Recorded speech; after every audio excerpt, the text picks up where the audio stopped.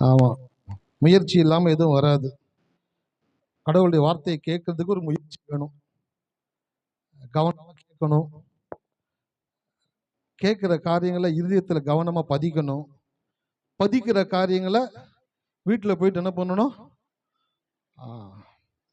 Practice பண்ணி பார்க்கணும், சொல்லி பார்க்கணும். ஊழியக்கார் சொன்ன வசனங்கள் பைபிள் இருக்குதா அப்படின்னு வீட்டில் போய் செக் பண்ணி பாருங்க. பைபிள் எடுத்துட்டு வாங்க, பைபிள் திறந்து பாருங்க, அந்த வசனம் அங்கே தான் இருக்கான்னு பாருங்க. அதை நோட் பண்ணி வீட்டில் போயிட்டு அந்த வசனத்தை பாயிண்ட் அவுட் பண்ணி படிங்க. சில பேருக்கு என்னன்னாக்கா வாழ்க்கையில் லக்கு மாதிரி எல்லாம் நடந்துடணும்னு ஆசை. லக்கு எத்தனை பேத்துக்கு அடிக்கும் சொல்லுங்களேன்? யாருக்குமா ஒருத்தருக்கு தானம்மா? சூப்பர் பாருங்க. ஆமாம், லக்கு ஒருத்தருக்கு தான் அடிக்கும். ஆனால் கடவுளுடைய வார்த்தையை யார் நம்புகிறாங்களோ அவங்க எல்லாத்துக்கும் அது வேலை செய்யும். ஹல்லேலூயா. சார், 1,00,000 பேர் லாட்டரி சீட் வாங்குறான் சார். எத்தனை பேருக்கு தான் பரிசு விழுகுது? ஃபஸ்ட்டு பரிசு ஒருத்தனுக்கு, 2வது பரிசு ஒருத்தனுக்கு, 3வது பரிசு ஒருத்தனுக்கு. அவ்வளோதான், முடிஞ்சு போச்சு. மிச்ச ஆளுங்களுக்கெல்லாம் ஸ்வாகா போச்சு, பணம் போச்சு, அவ்வளோ, வீட்டுக்கு போக வேண்டியதுதான். அதே போல் கோயிலுக்கு நான் வந்துட்டா என்னை கர்த்தர் ஆசீர்வதிச்சிடுவார். அந்த பேச்சுக்கு இடம் கிடையாது. கோயிலுக்கு வரணும், அதுவும் பேசிக்கு. வந்து உட்காரணும், அதுவும் பேசிக்கு. அதுக்கு அடுத்து நீங்க எப்படி உணர்ந்து தெய்வத்தை பாடுறீங்க, பாடும் பொழுது அந்த வார்த்தைகள் எப்படிப்பட்ட வார்த்தைகள்னு கவனிக்கிறீங்க. அது அவிவிசுவாசமான வார்த்தை இருக்கா, அது விசுவாசமான வார்த்தை இருக்குதா, அந்த வார்த்தைகளை கவனிச்சு பாடுறது. செய்தி கொடுக்கும்போது இந்த செய்தியை கவனமா கேட்கறது, அந்த வார்த்தை உள்ள போய் உனக்குள்ள வேலை செய்யக்கூடியதாக இருக்கிறது. ஹல்லேலூயா. அப்போ முயற்சி எடுக்கணும். முயற்சி எடுத்தீங்கன்னா தான் வாழ்க்கையில பெருக்கம் வரும். இன்னைக்கு அதான் ஒரு செய்தி எடுத்துட்டு வந்திருக்கிறேன். பெருக்கன்றது நான் பேசுறனாலையும் நீங்க கேட்கறனாலையும் வர்றது கிடையாது. பெருக்கன்றது நான் பேசுறத நீங்க கேட்டு அது நீங்க வாழ்க்கையில் என்ன பண்ணணும்? முயற்சி பண்ணணும். முயற்சி, அதுக்கான முயற்சிகள் எடுத்தீங்கன்னா தான் நீங்க பெருகுவீங்க. இல்ல அப்படின்னாக்க பேசுற ஆளு பெருகிக்கிட்டே இருப்பாரு, கேட்கிற ஆளு என்னது அவர் தான் செய்தி குத்தாரு கரெக்ட், ஆனா அவர் பெருகிக்கிட்டே இருக்கிறாரு.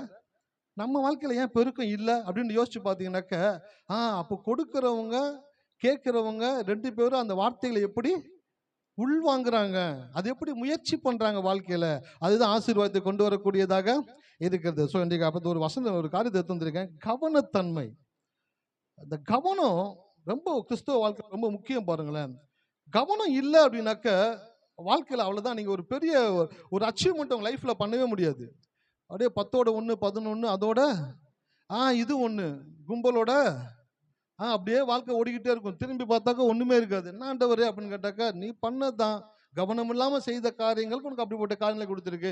கவனமாய் செய்கிற ஒவ்வொரு காரியங்களிலும் நீங்கள் கனத்தை அடையக்கூடியவர்களாக இருக்கிறீர்கள். ஹல்லேலூயா. அதனால தான் கவனம் தேவை. ஸோ வார்த்தைக்குள்ள கடந்து போவோம், அறிக்கை செஞ்சுட்டு போகலாம். உபாகமம் 26:19 எடுத்துக்கொள்வோம்.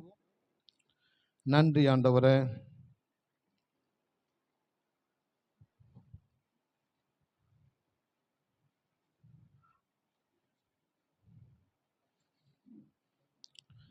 நான் உண்டு பண்ணின எல்லா சாதிகளை பார்க்கிலும் புகழ்ச்சியிலும் கீர்த்தியிலும் மகிமையிலும் உன்னை சிறந்திருக்கும்படி செய்வேன்.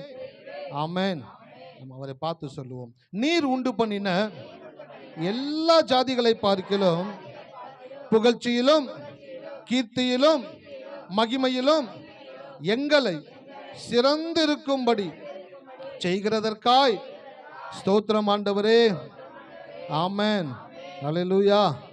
ஆமாம், அந்த வாக்கு தத்தத்தின்படியே கர்த்தர் உங்கள் ஒவ்வொருத்தருடைய வாழ்க்கையில செஞ்சுக்கிட்டே இருக்கிறாரு. அதை நான் உணர்றேன். ஐ ஃபீல், எனக்குள்ள அந்த உணர்வு எனக்குள்ள கடவுள் கொடுக்குறாரு. உங்கள் வாழ்க்கையில் ஒவ்வொருத்தருடைய வாழ்க்கையிலும் புகழ்ச்சி கீர்த்தி மகிமையை தேவன் உண்டாக்கிக்கிட்டு தான் இருக்கிறாரு. அதனுடைய வேலை நடந்துக்கிட்டு தான் இருக்குது. ஹல்லேலூயா. எத்தனை பேர் இருக்கீங்க? ஆமாம், அடுத்த வருஷம் முதலமைச்சர் இல்லை பிரதமர் ஒரு இடத்துல போய் ஒரு மீட்டிங் போட போறாருனாக்கா, எந்த வருஷம்? அடுத்த வருஷம் ஒரு மீட்டிங் போட போறாருனாக்க, அதை என்னைக்கு டிக்ளேர் பண்றாங்களோ அந்த நாள்ல இருந்து அங்கே வேலை ஸ்டார்ட் ஆயிருமா, ஸ்டார்ட் ஆகாதா?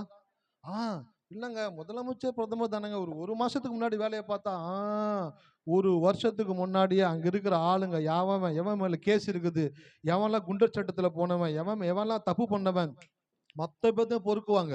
பொறுக்கி மொத்த பேரையும் அந்த இடத்த விட்டு காலி பண்ணி, அந்த இடத்த ஃபுல் செக்யூரிட்டி போட்டு, அந்த இடத்துல இருக்கிற ஒவ்வொரு தெருவுலையும் வீட்டுக்குள்ள இருக்கிற பேரையும் கேட்டு வாங்கிடுவானுங்க. அந்த இடத்துல பிரதமர், முதலமைச்சர் போய் பேசுறானாக்க ஃபுல் செக்யூரிட்டி போட்டுருவாங்க. மொத்தத்தை கவர் பண்ணிடுவாங்க. அந்த நாள் நெருங்க நெருங்க செக்யூரிட்டி அதிகமாகிக்கிட்டே இருக்கும். ஆமாவா இல்லைங்களா? செக்யூரிட்டி அதிகமாகிக்கிட்டே இருக்கும். அவர் வர்ற அன்னைக்கு பயங்கரமான ஒரு பாதுகாப்போடு கூட இருக்கும்.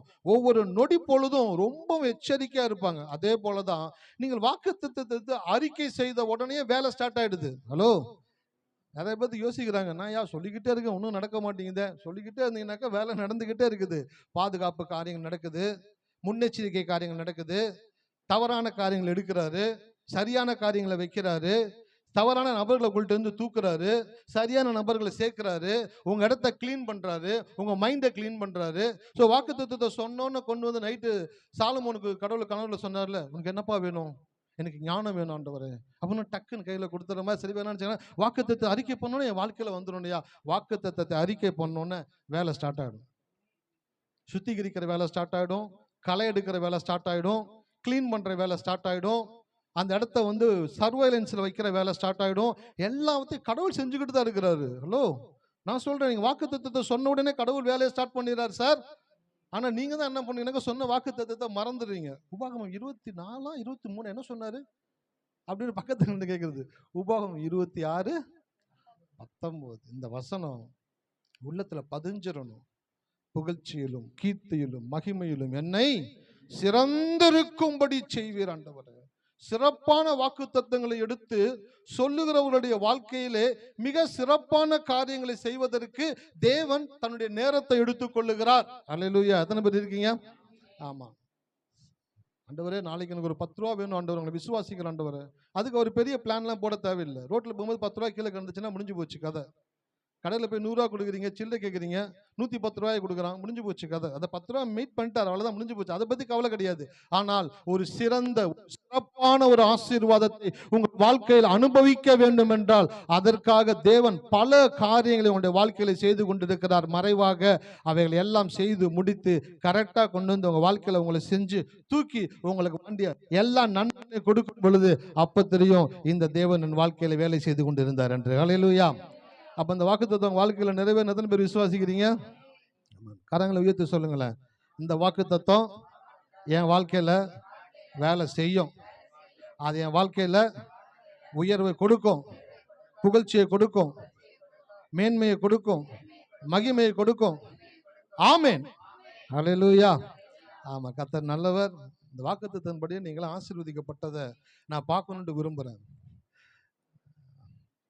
இந்த வாக்குத்தத்தின்படி உங்க வாழ்க்கையெல்லாம் மாறி ஆசீர்வதிக்கப்பட்டு, ஐயா அந்த வாக்குத்தத்தின்படி என் வாழ்க்கையில கடவுள் இதை செஞ்சிருக்கிறார், ஐயா இந்த நன்மையை கொடுத்துருக்கிறார், இந்த ஆசீர்வாதத்தை கொடுத்துருக்கார், இந்த உயர்வை கொடுத்துருக்கிறார் அப்படின்னு நீங்க வந்து சொல்லும் பொழுது அந்த ஊழியக்காரங்களுக்கு அதோட பெரிய மகிழ்ச்சி எதுவுமே தன் பிள்ளைகளை ஆசீர்வதிக்கப்பட்ட பிள்ளைகளா, கடவுளுடைய சாயலுள்ள பிள்ளைகளா மாற்றுகிறதை தவிர ஒரு ஊழியக்காரனுக்கு ஒரு பெரிய மகிழ்ச்சி எதுவுமே கிடையாது. நீங்க கொடுக்கிற காணிக்க, நீங்க கொடுக்கிற தசம பாகம், இது எல்லாவற்றை காட்டிலும் உங்களுடைய வாழ்க்கையில் வரக்கூடிய மாற்றங்களை ஊழியர்கள் என்ஜாய் பண்ணக்கூடியவங்களா இருக்கிறாங்க. ஹல்லேலூயா.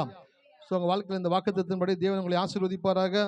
தொடர்ந்து தேவனுடைய வார்த்தைக்கு நிறைய கடந்து போகலாம். சங்கீதம் 103:5. நன்மையினால் உன் வாயை திருப்தியாக்குகிறார். நன்மையினால் உன் வாயை திருப்தியாக்குகிறார். கழுகுக்கு சமானமாய் உன் வயது திரும்ப வாழ வயது போல் ஆகிறது. கழுகுக்கு சமானமாய் உன் வயது திரும்ப வாழ வயது போல் ஆகிறது. ஹல்லேலூயா. அந்த வசனத்தை எல்லாரும் சேர்ந்து படிக்கலாமா? சங்கீதம் 103 எடுத்துட்டீங்களா எல்லாரும்? நன்றி ஆண்டவரே, நன்றி. 5ஆம் வசனத்தை சேர்ந்து படிப்போம். நன்மையினால் உன் வாயை திருப்தியாக்குகிறார். கழுகுக்கு சமானமாய் உன் வயது திரும்ப வாழ வயது போலாகிறது. ஆமென். நிறைய பேருடைய வாழ்க்கையில வயது வாழ வயது போல மாறுகிறது. உங்களுக்குள்ள இன்னும் அதிகமா தேவன் ஆரோக்கியத்தை உண்டாக்குகிறாரு. வசனத்தை சொல்ல சொல்ல எலும்புகளுக்குள்ள நினம் உண்டாகும், பலன் உண்டாகும், உங்களுடைய மாம்சம் மாறும், உங்களுடைய உறுப்புகளில் தேவன் பெரிய மாற்றங்களை உண்டாக்குவார். ஒவ்வொரு உறுப்புகளிலும் முடியிலிருந்து நகம் வரைக்கும் ஒவ்வொரு உறுப்புகளிலும் தேவனுடைய ஆரோக்கியம் நதி போல பாய்ந்து உங்களை ஒரு விசேஷித்த ஒரு நபர்களாக, ரொம்ப ஒரு ஆசீர்வதிக்கப்பட்ட ஒரு நபர்களாக, ஆரோக்கியம் மிகுந்த நபர்களாக இந்த வாக்குத்தத்தங்கள் உங்களை மாற்றக்கூடியதாக இருக்கிறது. ஹல்லேலூயா. ஆமா, கர்த்தர் நல்லவர். சோ இந்த வார்த்தையிலிருந்து தான் நம்ம தேவனுடைய காரியங்களை பார்த்து கொண்டு வருகிறோம்.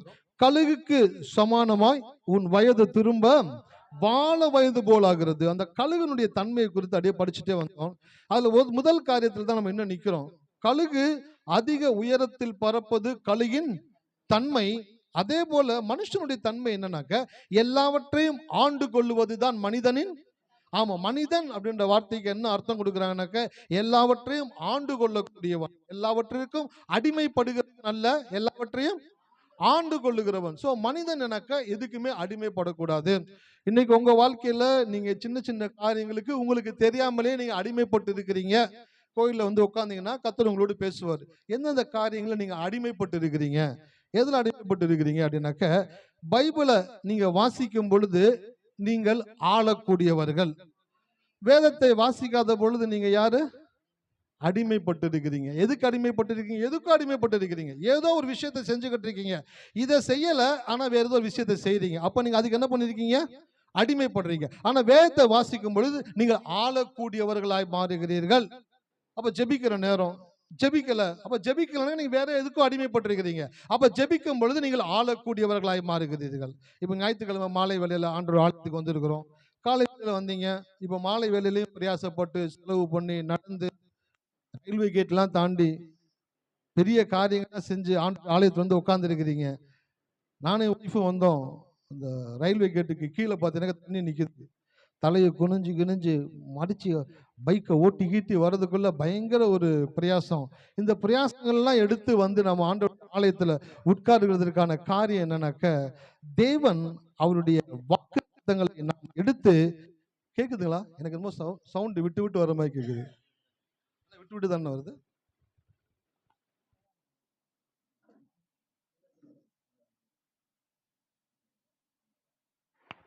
ஹல்லேலூயா. சோ எல்லாவற்றையும் ஆண்டு கொள்வதுதான் மனிதனுடைய தன்மையா இருக்குது. இந்த மாலை வேளையில நீங்க வீட்டுல கூட இருக்கலாம், உங்களை யாரும் கேட்க போறது இல்ல. ஆனாலும் நீங்கள் ஆலயத்திலிருந்து உட்காரும் பொழுது நீங்கள் ஆளக்கூடிய தன்மைக்குள்ளே கடந்து வருகிறீர்கள். ஹல்லேலூயா.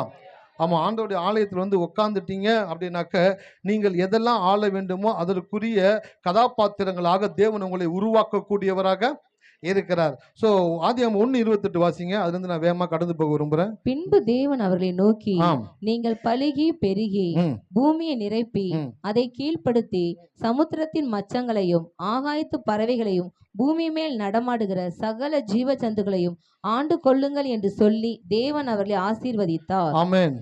கர்த்தர் மனுஷனை உண்டாக்கிட்டு மனுஷனை பிளஸ் பண்றாரு, ஆசீர்வதிக்கிறார். எப்படி ஆசீர்வதிக்கிறார் பாருங்களேன். நீங்கள் பலுகி பெருகி நிரப்பி கீழ்ப்படுத்தி ஆண்டு கொள்ளுங்கள் என்று சொல்லி தேவன் அவர்களை ஆசீர்வதித்தார். இந்த வசனத்தை படிக்கும் பொழுதெல்லாம் அப்படியே வெளிப்பாடா வந்துகிட்டே இருக்கும். இந்த வசனத்தை பேச சொன்னாக்க பல நாட்களுக்கு பேசிக்கிட்டே இருக்கலாம். அவ்வளோ ஸ்டஃப், அவ்வளோ பெரிய காரியங்களை இந்த ஒரு வசனத்துக்குள்ள தேவன் அடக்கி வைத்திருக்கிறார். ஹல்லேலூயா. ஸோ அந்த வசனத்துல முதல் காரியத்தை உங்க இடத்துல பேசினேன், பலுகி, ஃப்ரூட்ஃபுல். அந்த வார்த்தை குறித்து பேசி முடிச்சுட்டேன். அடுத்து ரெண்டாவது வார்த்தை என்னதுங்க? பெருகி, மல்டிப்ளை. இந்த பெருகின்ற வார்த்தை தான் இன்னும் கொஞ்சம் டைம் எடுத்து நான் பேசணும்னு விரும்புகிறேன். ஏன் அப்படின்னாக்க, பெருக்கம் என்பது மனிதனுக்கு தேவன் கொடுத்த உரிமை. அது ஒரு ஆசீர்வாதம். அது அவன் பெருகித்தான் ஆகணும்ட்டு கடவுள் விரும்புகிறாரு. கடவுள் விரும்புகிறதையே ஒரு மனிதன் விரும்பும் பொழுது, ரெண்டு பேருடைய கைகளும் இணைக்கப்படும் பொழுது, தேவன் அந்த காரியங்களிலே அவருடைய வாழ்க்கையில செய்ய வேண்டிய பெரிய காரியங்களை செய்து முடிக்கக்கூடியவராக இருக்கிறார். ஹல்லேலூயா. அப்ப பெருக்கம் நம்முடைய வாழ்க்கையில கட்டாயம் உண்டாகணும். இந்த பெருக்கம் சில பேருடைய வாழ்க்கையில விரும்பியும் வரமாட்டேங்குது. ஹல்லேலூயா. சில பேர் பெருக்கத்தை விரும்புறாங்க. எத்தனை பேர் விரும்புறீங்க பெருக்கத்தை? ஆங்கிலத்தில் எப்படி வருதுனாக்கா, அது அபண்டன்ட் லைஃப் அப்படின்னாக்க நிறைவான ஒரு வாழ்வு. அதான் பெருக்கம்னு சொல்றாங்க. நிறைவான வாழ்வுனாக்க வாழ்க்கையில எந்த ஒரு ஏரியாலையுமே குறையே இருக்காம எல்லாவற்றிலும் நிறைவா இருக்கிறது. வீட்டுல எத்தனை பேர் தண்ணி குடம் வச்சிருக்கீங்க? எங்க வீட்டுல 4 குடம் இருக்கு. 2 குடம் மெட்ரோ வாட்டர் இருக்கு, 2 குடம் 10 ரூபா தண்ணிக்கு. எப்பயுமே அந்த 4 குடமும் தண்ணி ஃபுல்லா இருக்கும் பொழுது இருதயம் பார்த்தீங்கன்னாக்கா மகிழ்ச்சியா இருக்கும். அப்பா தண்ணி இருக்குப்பா, தண்ணி இருக்குப்பான்னு. திடீர்னு என்னைக்காச்சும் ஒரு நாள் எடுத்து எடுத்து ஊத்திட்டு மறந்துடுவோம். தண்ணி எடுத்துட்டு வாங்க பானைக்கு அப்படின்னு சொல்லுவாங்க. நானும் என் பையனும் போவோம். நான் முன்னாடி போறேன்னா அவன் முன்னாடி போறானான்னு ஒரு போட்டி, அந்த குடத்தை தூக்குறதுக்கு. சரி டக்குன்னு ஓடி போய் அந்த ஸ்கிரீன் எடுத்துட்டு பார்த்தா குடம் காலியா இருக்கும். ஷூயோ, நான் குடம் காலியா இருக்கு, என்ன பண்ணாக்க, டாடி தண்ணி பிடிக்கல டாடி. அந்த ஒரு குறைவை பார்த்த உடனே என் இருதயம் என்ன ஆகுதுங்க, ஒரு மாதிரி வேதனையா இருக்கு. ஐயோ தண்ணி இல்லையே அப்படின்னு சொல்லிட்டு. ஆனா குடத்துல தண்ணி நிறைய இருந்துச்சுன்னா எப்படி இருக்கும், மகிழ்ச்சியா இருக்கும். ஒரு சின்ன ஒரு குடத்துல தண்ணி இருந்தாலே இருதயம் மகிழுதுனாக்க, உங்க வாழ்க்கையில் இருக்கிற எல்லா ஏரியாலையும் சுகத்துல, ஆசீர்வாதத்துல, சமாதானத்துல, சந்தோஷத்துல, மகிழ்ச்சியில, வீட்டில் இருக்கக்கூடிய மளிகை பொருட்கள்ல, ஹல்லேலூயா, ஆமா, நிறைவா இருக்கும் பொழுது எவ்வளவு மகிழ்ச்சியா இருக்கிறீங்களோ, அதே போலதான் தேவன் உங்க வாழ்க்கையில நீங்கள் எல்லாவற்றிலையும் பெருகி இருக்கணும்னு விரும்புகிறார். எல்லாவற்றிலையும் பெருகி இருக்கணும். படிக்கிற பிள்ளைங்க ஞானத்துல பெருகி இருக்கணும். வேலை செய்கிறவங்க வேலை செய்கிற ஆற்றல்ல பெருகி இருக்கணும். குடும்பத்தை நடத்துற பெண்கள் ரொம்ப முக்கியமான பொறுப்பு உங்களுக்கு இருக்குது. ஒரு நாள் பெண்களினுடைய முக்கியத்துவத்தை குறித்து பேசலாம்னு இருக்கிறோம். ஹல்லேலூயா. பெண்களுடைய முக்கியத்துவம் அப்படின்னாக்க, நீங்க என்னெல்லாம் தப்பு பண்றீங்கன்னு குறித்து பேசுறது கிடையாது. முக்கியத்துவம் அப்படின்னாக்க, உங்க மேல எவ்வளவு பெரிய ஒரு பொறுப்பு கடவுள் வச்சிருக்கிறாரு, எப்படிப்பட்ட வாக்குத்தத்தங்கள் உங்களுக்கு தேவன் கொடுத்திருக்கிறாரு, உங்களால என்னெல்லாம் முடியும். ஹல்லேலூயா. சில பேர் சொல்லுவாங்கல்ல, மயிரை கட்டி மலைய இழுக்கிறது முடியுமா? ஆனா பெண்கள்னால முடியும்.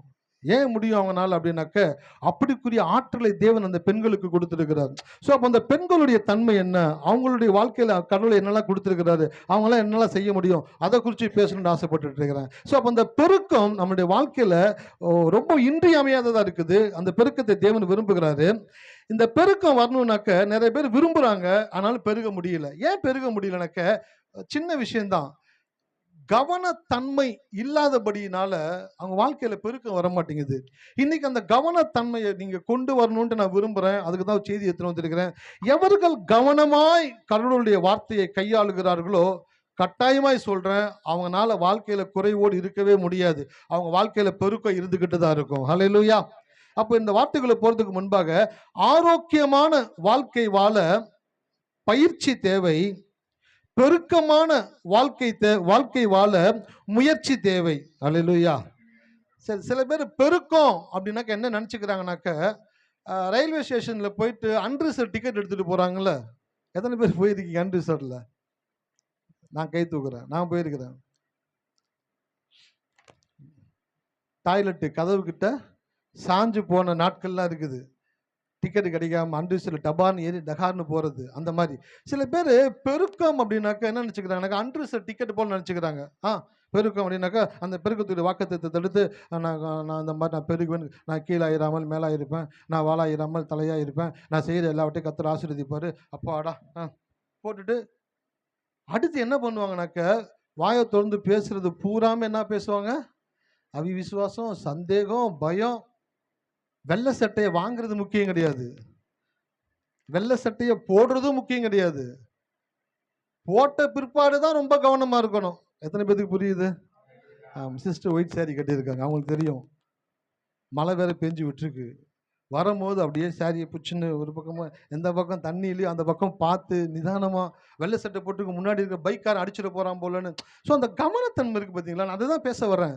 வெள்ளை சட்டை வாங்குறதோ போடுறதோ பிரச்சனை கிடையாது, போட்ட பிற்பாடு தான் கவனமா இருக்கணும். ஸோ வாக்கு தத்தங்களை நம்புறதோ விசுவாசிக்கிறதோ பெரிய விஷயம் கிடையாது. அது விசுவாசித்த பிற்பாடு நீங்கள் எப்படி ஆப்ரேட் பண்றீங்க, எப்படி நீங்க பாக்குறீங்க, காரியங்களை எப்படி கண்ணில் பாக்குறீங்க, எப்படி வார்த்தையை பேசுறீங்க, அதுதான் உங்க வாழ்க்கையில வேலை செய்யக்கூடியதாக இருக்கிறது. ஹல்லேலூயா.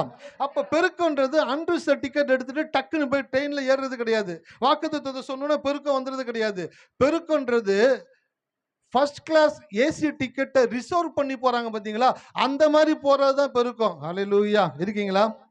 அன்ரிசர்வ் டிக்கெட் எடுக்கிறதுக்கு ஒரு பிரச்சனையும் கிடையாது. ட்ரெயின் கிளம்புறதுக்கு 10 நிமிஷத்துக்கு முன்னாடி ஸ்டேஷன்ல போய் 150 ரூபா கொடுத்தீங்கன்னா டிக்கெட் கொடுத்துருவோம். போயிட்டு அப்படியே பார்த்தீங்கன்னா முன்னாடி ஒரு அன்ரிசர்வ் கோச், பின்னாடி ஒரு அன்ரிசர்வ் கோச், ஏதாச்சும் ஒன்றுல ஓடி போய் ஏறினீங்கன்னாக்கா ஆல்ரெடி கும்பலைங்க நிற்பாங்க. ஒரு கால் மட்டும் வச்சு நிற்கிற அளவுக்கு இடம் கிடைக்கும். உள்ள ஏறிடுவீங்க, அதுக்கப்புறம் உள்ள அப்படியே நைஸா போயிடலாம். அப்படிதான் சில பேர் கடவுளுடைய வாக்கு தத்தத்தை பெருக்கத்தை எடுத்துடலாம், உபவாசம் போட்டால் கிடைச்சிரும், ஜபம் பண்ணா கிடைச்சிரும். சார், உபவாசத்தையும் ஜபத்தையுமே வேலை செய்ய வைக்கிறது எது அப்படின்னாக்க, உங்களுடைய நிறைவான எண்ணங்களும் நிறைவான வார்த்தைகளும் தான். ஹல்லேலூயா. இருக்கீங்களா? ஆமா. சாரிபாத் ஒரு விதவையினுடைய வீட்டுக்கு தேவன் எலியாவை அனுப்புறாரு. அந்த அம்மாவுடைய வீட்டில் இருக்கிற பானையில என்ன இருந்துச்சு, கொஞ்சம் தான் மாவு இருந்துச்சு. கலசத்துல கொஞ்சம் தான் எண்ணெய் இருந்துச்சு. ஆனா அது ரெண்டையும் பஞ்சகாலம் முழுவதும் வர்த்திக்க பண்ணக்கூடிய வார்த்தையை யாருக்குள்ள வச்சிருந்தாரு?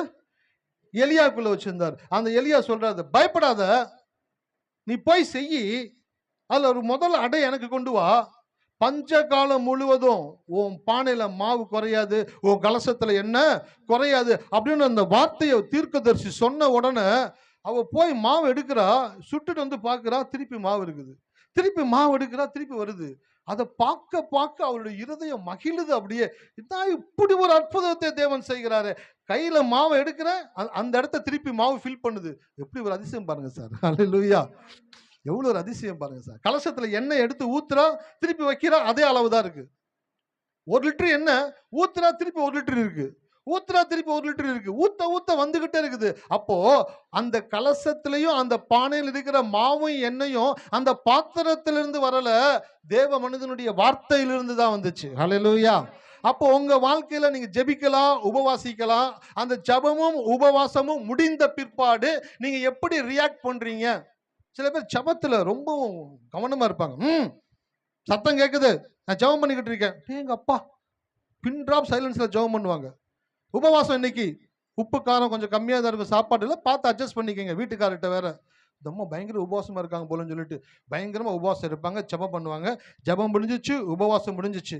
முடிஞ்ச பிற்பாடு ஆளை பார்த்தா வேற மாதிரி வேற மாதிரி.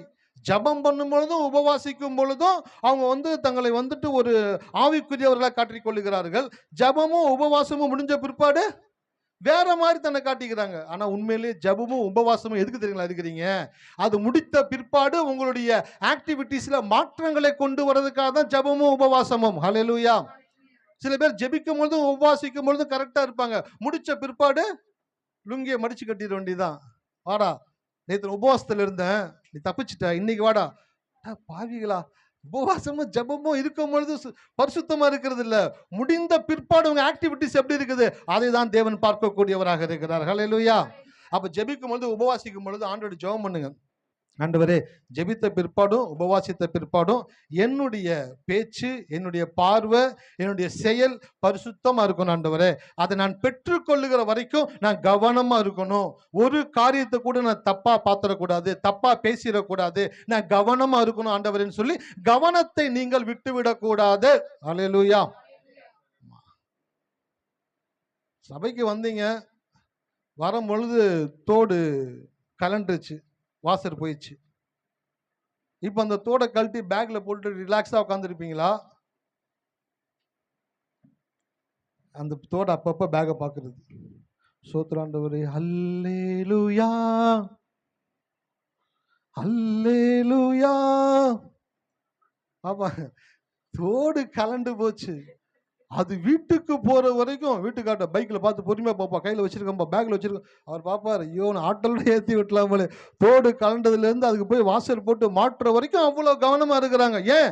தங்கம் சார். சார், தங்கத்தை விட வெளியேறப்பட்டது தேவனுடைய வார்த்தை சார். ஹல்லேலூயா. சார், நீங்க தங்கத்தின் மேல அவ்வளவு கவனமா இருக்கிறீங்களே, திருப்பி கூட வாங்கிக்கலாம், தப்பு கிடையாது.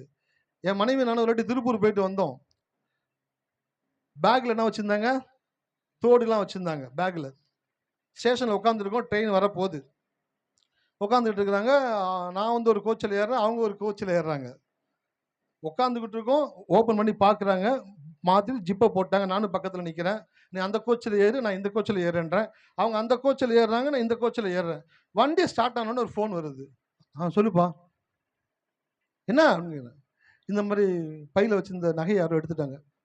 பாவிகளா, ஏறி உள்ள போறதுக்குள்ளே மாடா எடுத்தீங்க, என்னடா அப்படி? அப்பதான் பார்த்து ஜிப்பை போட்டு உள்ள ஏறுறாங்க.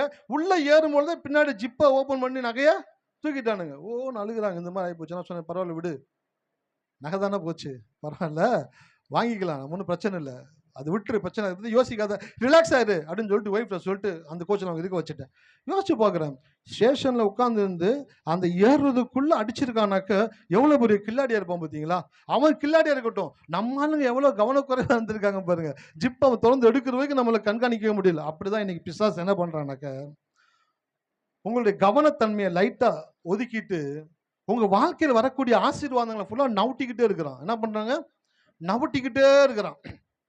அதனால தான் கவனத்தன்மை தேவை.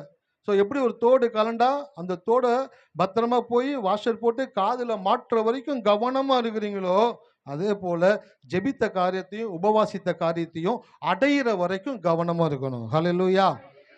அதுக்கு எதிரான வார்த்தைகளை பேசக்கூடாது.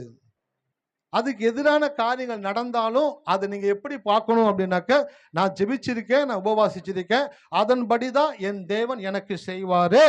அதற்கு மாறுதலாய் 1000 காரியங்கள் நடந்தாலும் அது என்னை பாதிக்காது.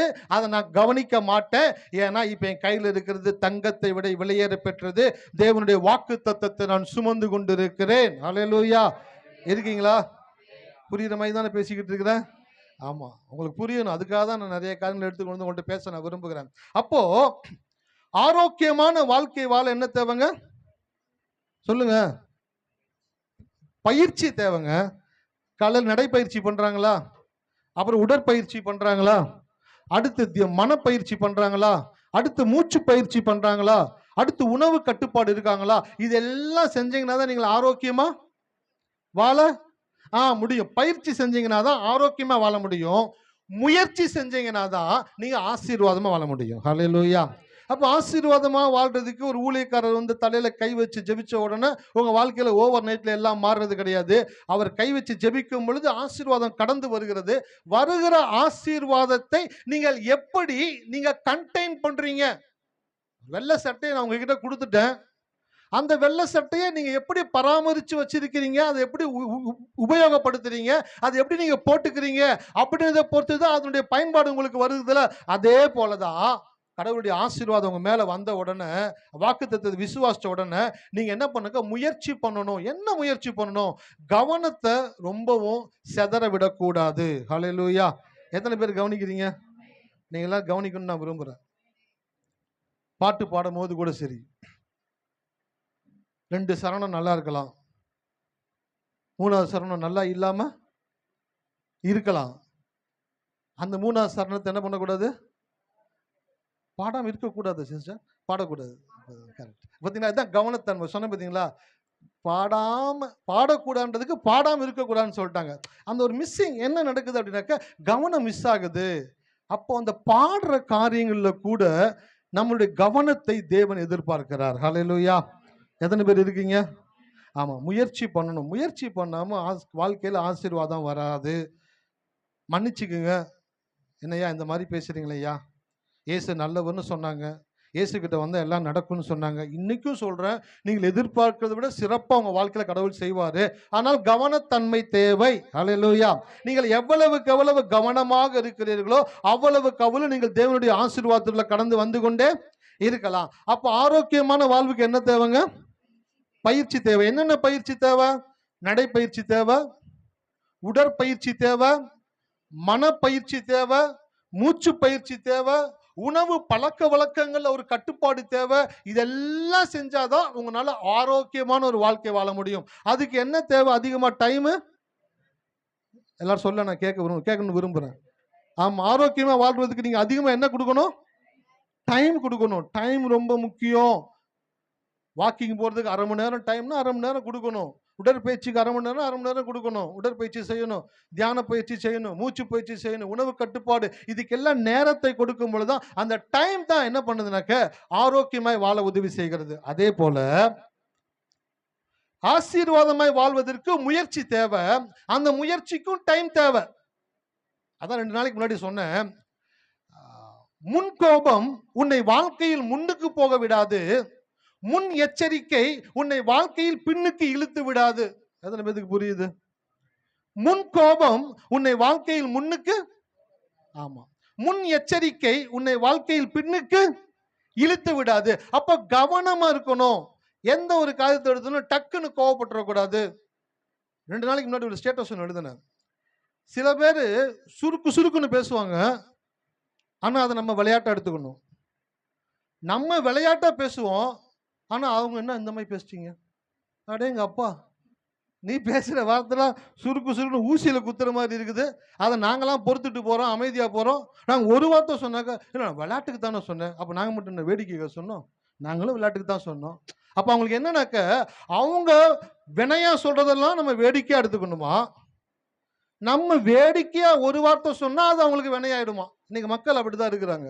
அதனால தான் சொன்னாரு கடவுள், சொற்களின் மிகுதியினால் பாவம் இல்லாமல். ஆமா, அதனால பேச்சை குறைக்கிறது. ஆமா, எவ்வளவுக்கு எவ்வளவு பேச்சை குறைக்கிறீங்களோ அவ்வளவுக்கு எவ்வளவு நீங்க வாழ்க்கையில என்ன இருப்பீங்கன்னா சிறப்பாகிட்டு இருப்பீங்க. ஹல்லேலூயா. அப்போ முன் கோபம் உன்னை வாழ்க்கையில் முன்னுக்கு போக விடாது, முன் எச்சரிக்கை உன்னை வாழ்க்கையில் பின்னுக்கு இழுத்து விடாது. அப்போ இந்த முன் கோபத்திற்கும் முன் எச்சரிக்கையும் கொஞ்சம் ஒரு சின்ன ஒரு நடுவுல ஒரு பாயிண்ட் இருக்கு. என்ன தெரியுங்களா? டைம். கொஞ்சம் ஒரு மனுஷன் யோசிச்சான்னு வச்சுக்கோங்களேன், முன் கோபம் பட மாட்டான். யோசிச்சான்னு வச்சுக்கோங்களேன், முன்னெச்சரிக்கையா இருப்பான். இந்த டைமுக்கும் நடுவுல ஒண்ணு இருக்கு. என்ன தெரியுங்களா? கவனத்தன்மை. ஹல்லேலூயா.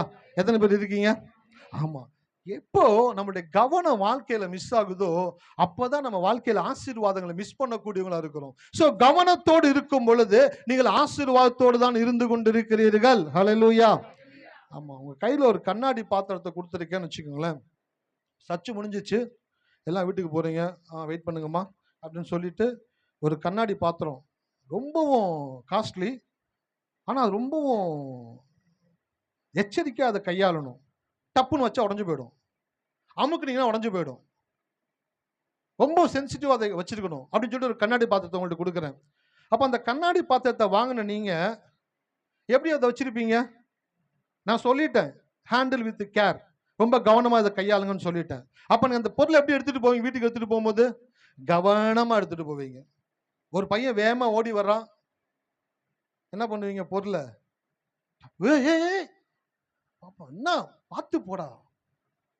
பைக்ல போறாங்க, கேப்ரியலும் அவங்க ஒய்ஃபும் போறாங்க, எங்க பார்த்து போங்க, பொறுமையா போங்க, பொறுமையா போங்க, பொறுமையா போங்க. அவர் போனார், நீ பேசாம வண்டியில உட்காரு, நான் தள்ளிட்டு போறேன் உட்கார வச்சு. கண்ணாடி பாத்திரத்தை கொடுத்தாலும் கொடுத்தாரு அந்த மனுஷன், இங்கேருந்து வீட்டு வரைக்கும் தள்ளிட்டு போற ஒரு சூழ்நிலை ஆகி போச்சு. வண்டியை போங்க, பார்த்து போங்க, பார்த்து போங்க, பார்த்து போங்கன்ட்டு. அப்போ என்ன சொல்றீங்க? அந்த கண்ணாடி பாத்திரத்தை கவனமா கையாளுறீங்களே, அதே போலதான் ஆண்டோடைய ஆலயத்தில் வந்து வார்த்தைகளை கேட்கும் பொழுது கவனமா கேளுங்க.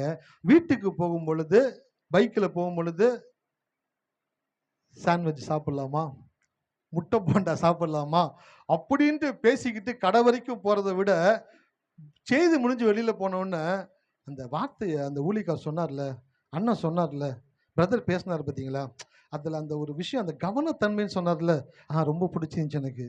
அந்த கவனம் வந்துச்சுனாக்கா முன்கோபம் போயிடும், கவனம் வந்துச்சுனாக்கா முன்னெச்சரிக்கை வந்துடும். கவனம் வந்துருச்சு அப்படின்னாக்கா நம்ம வார்த்தையை தேவையெல்லாம் பேச மாட்டோம். இனிமேல் கொஞ்சம் கரெக்டாக இருக்கணுங்க, நம்மளும் வார்த்தையை கரெக்டாக பேசணும், நம்மளும் கரெக்டாக இருக்கணும், யோசிச்சு பேசணும், வார்த்தை விடுறதுக்கு முன்னாடி கவனமாக இருக்கணும் அப்படின்றத டிஸ்கஸ் பண்ணிக்கிட்டே போறீங்களே, அது எவ்வளோ பவர்ஃபுல்லான ஒரு விஷயம் உங்களுக்கு தெரியாது. ஹல்லேலூயா. ஆமா, பவர்ஃபுல்லான ஒரு விஷயம் என்னன்னாக்க, நீங்க ஆலயத்தில் உட்கார்ந்து செய்தியை கேட்டுக்கொண்டு இருக்கிற அந்த நேரத்துல நீங்க எல்லாவற்றையும் உள்வாங்குறீங்க. உள்வாங்கின நீங்க செய்தி முடிஞ்ச பிற்பாடு அதை குறித்து டிஸ்கஸ் பண்ணணும்.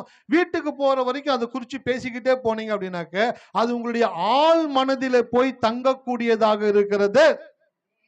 ஆனா நிறைய பேர் என்ன பண்றாங்கன்னாக்க, செய்தி முடிச்ச உடனே நாத்துமாவே கர்த்தரை ஸ்தோத்திரின்னு சொன்ன உடனேயே பாடா முச்சாரா, இதுக்கப்புறம் நம்ம வேற ஏதோ பேசலாம் அப்படின்னு. என்ன ஆச்சு அப்படின்னாக்க, கவனத்தன்மை போயிடுச்சு சார். அந்த கண்ணாடி பாத்திரத்தை உடைச்சிட்டு போயிருது. பைக்ல போறாங்க, டிங்னு சவுண்ட் கேக்குது. என்னாச்சு? உடஞ்சு போச்சா? ஆமாங்க உடஞ்சு போச்சுங்க, தூக்கி குப்பையில போடு, வீட்டுக்கு போயிடுவாங்க. ஏன்னா உடஞ்சு போனதை கையில் வச்சுக்கணும். இன்னைக்கு அப்படிதான் நிறைய பேர் கடவுளுடைய வார்த்தை ஆலயத்துக்கு வந்து கேட்குறாங்க, வசனத்தை கேட்குறாங்க, வாக்குத்தத்தத்தை கேட்குறாங்க. ஆனால் வெளியில போன உடனே அதை குறிச்ச ஒரு உணர்வு, அதை குறிச்ச ஒரு கவனம் இல்லாம போயிடுது. அந்த கவனம் இல்லாத தன்மையை யார் பண்றானாக்க? பிசாசு. ஹல்லேலூயா. அவன் பிசாசுடைய மிக முக்கியமான வேலை என்ன தெரியுங்களா? உங்க கவனத்தை செதறடிக்கணும், அதுதான் அவனுடைய வேலை. உங்க கவனம் மிஸ் ஆயிடுச்சுன்னு வச்சுங்களேன், அவன் வேலையை கட்டாயம் செஞ்சுட்டு போயிடுவான். எத்தனை பேர் இருக்கீங்க? ஆகையினால கவனம் எவ்வளவுக்கு எவ்வளவு அதிகமா இருக்குதோ அவ்வளவுக்கு எவ்வளவு நீங்க வாழ்க்கையில முன்னேறி கொண்டே இருப்பீங்க. நம்ம பழமொழி ஒன்று சொல்லுவாங்க, முயற்சி உடையார் என்னதுங்க? ஆமா, முயற்சி பண்றவங்க வாழ்க்கையில ஒரு நாள் இகழ்ச்சி உண்டாகவே உண்டாகாது. ஸோ அந்த கவனம் அதுதான் பெருக்கத்துக்கான ரொம்ப வேல்யூவான ஒரு சோர்ஸா இருக்குது. அந்த கவனம் எப்படி மிஸ் ஆகுது, அந்த கவனம் ஏன் நமக்குள்ள வர மாட்டேங்குது குறித்து நான் உங்களுக்கு காண்பிக்க போறேன். எடுத்து வாசிங்க நீதிமொழிகள் 12ஆம் அதிகாரம்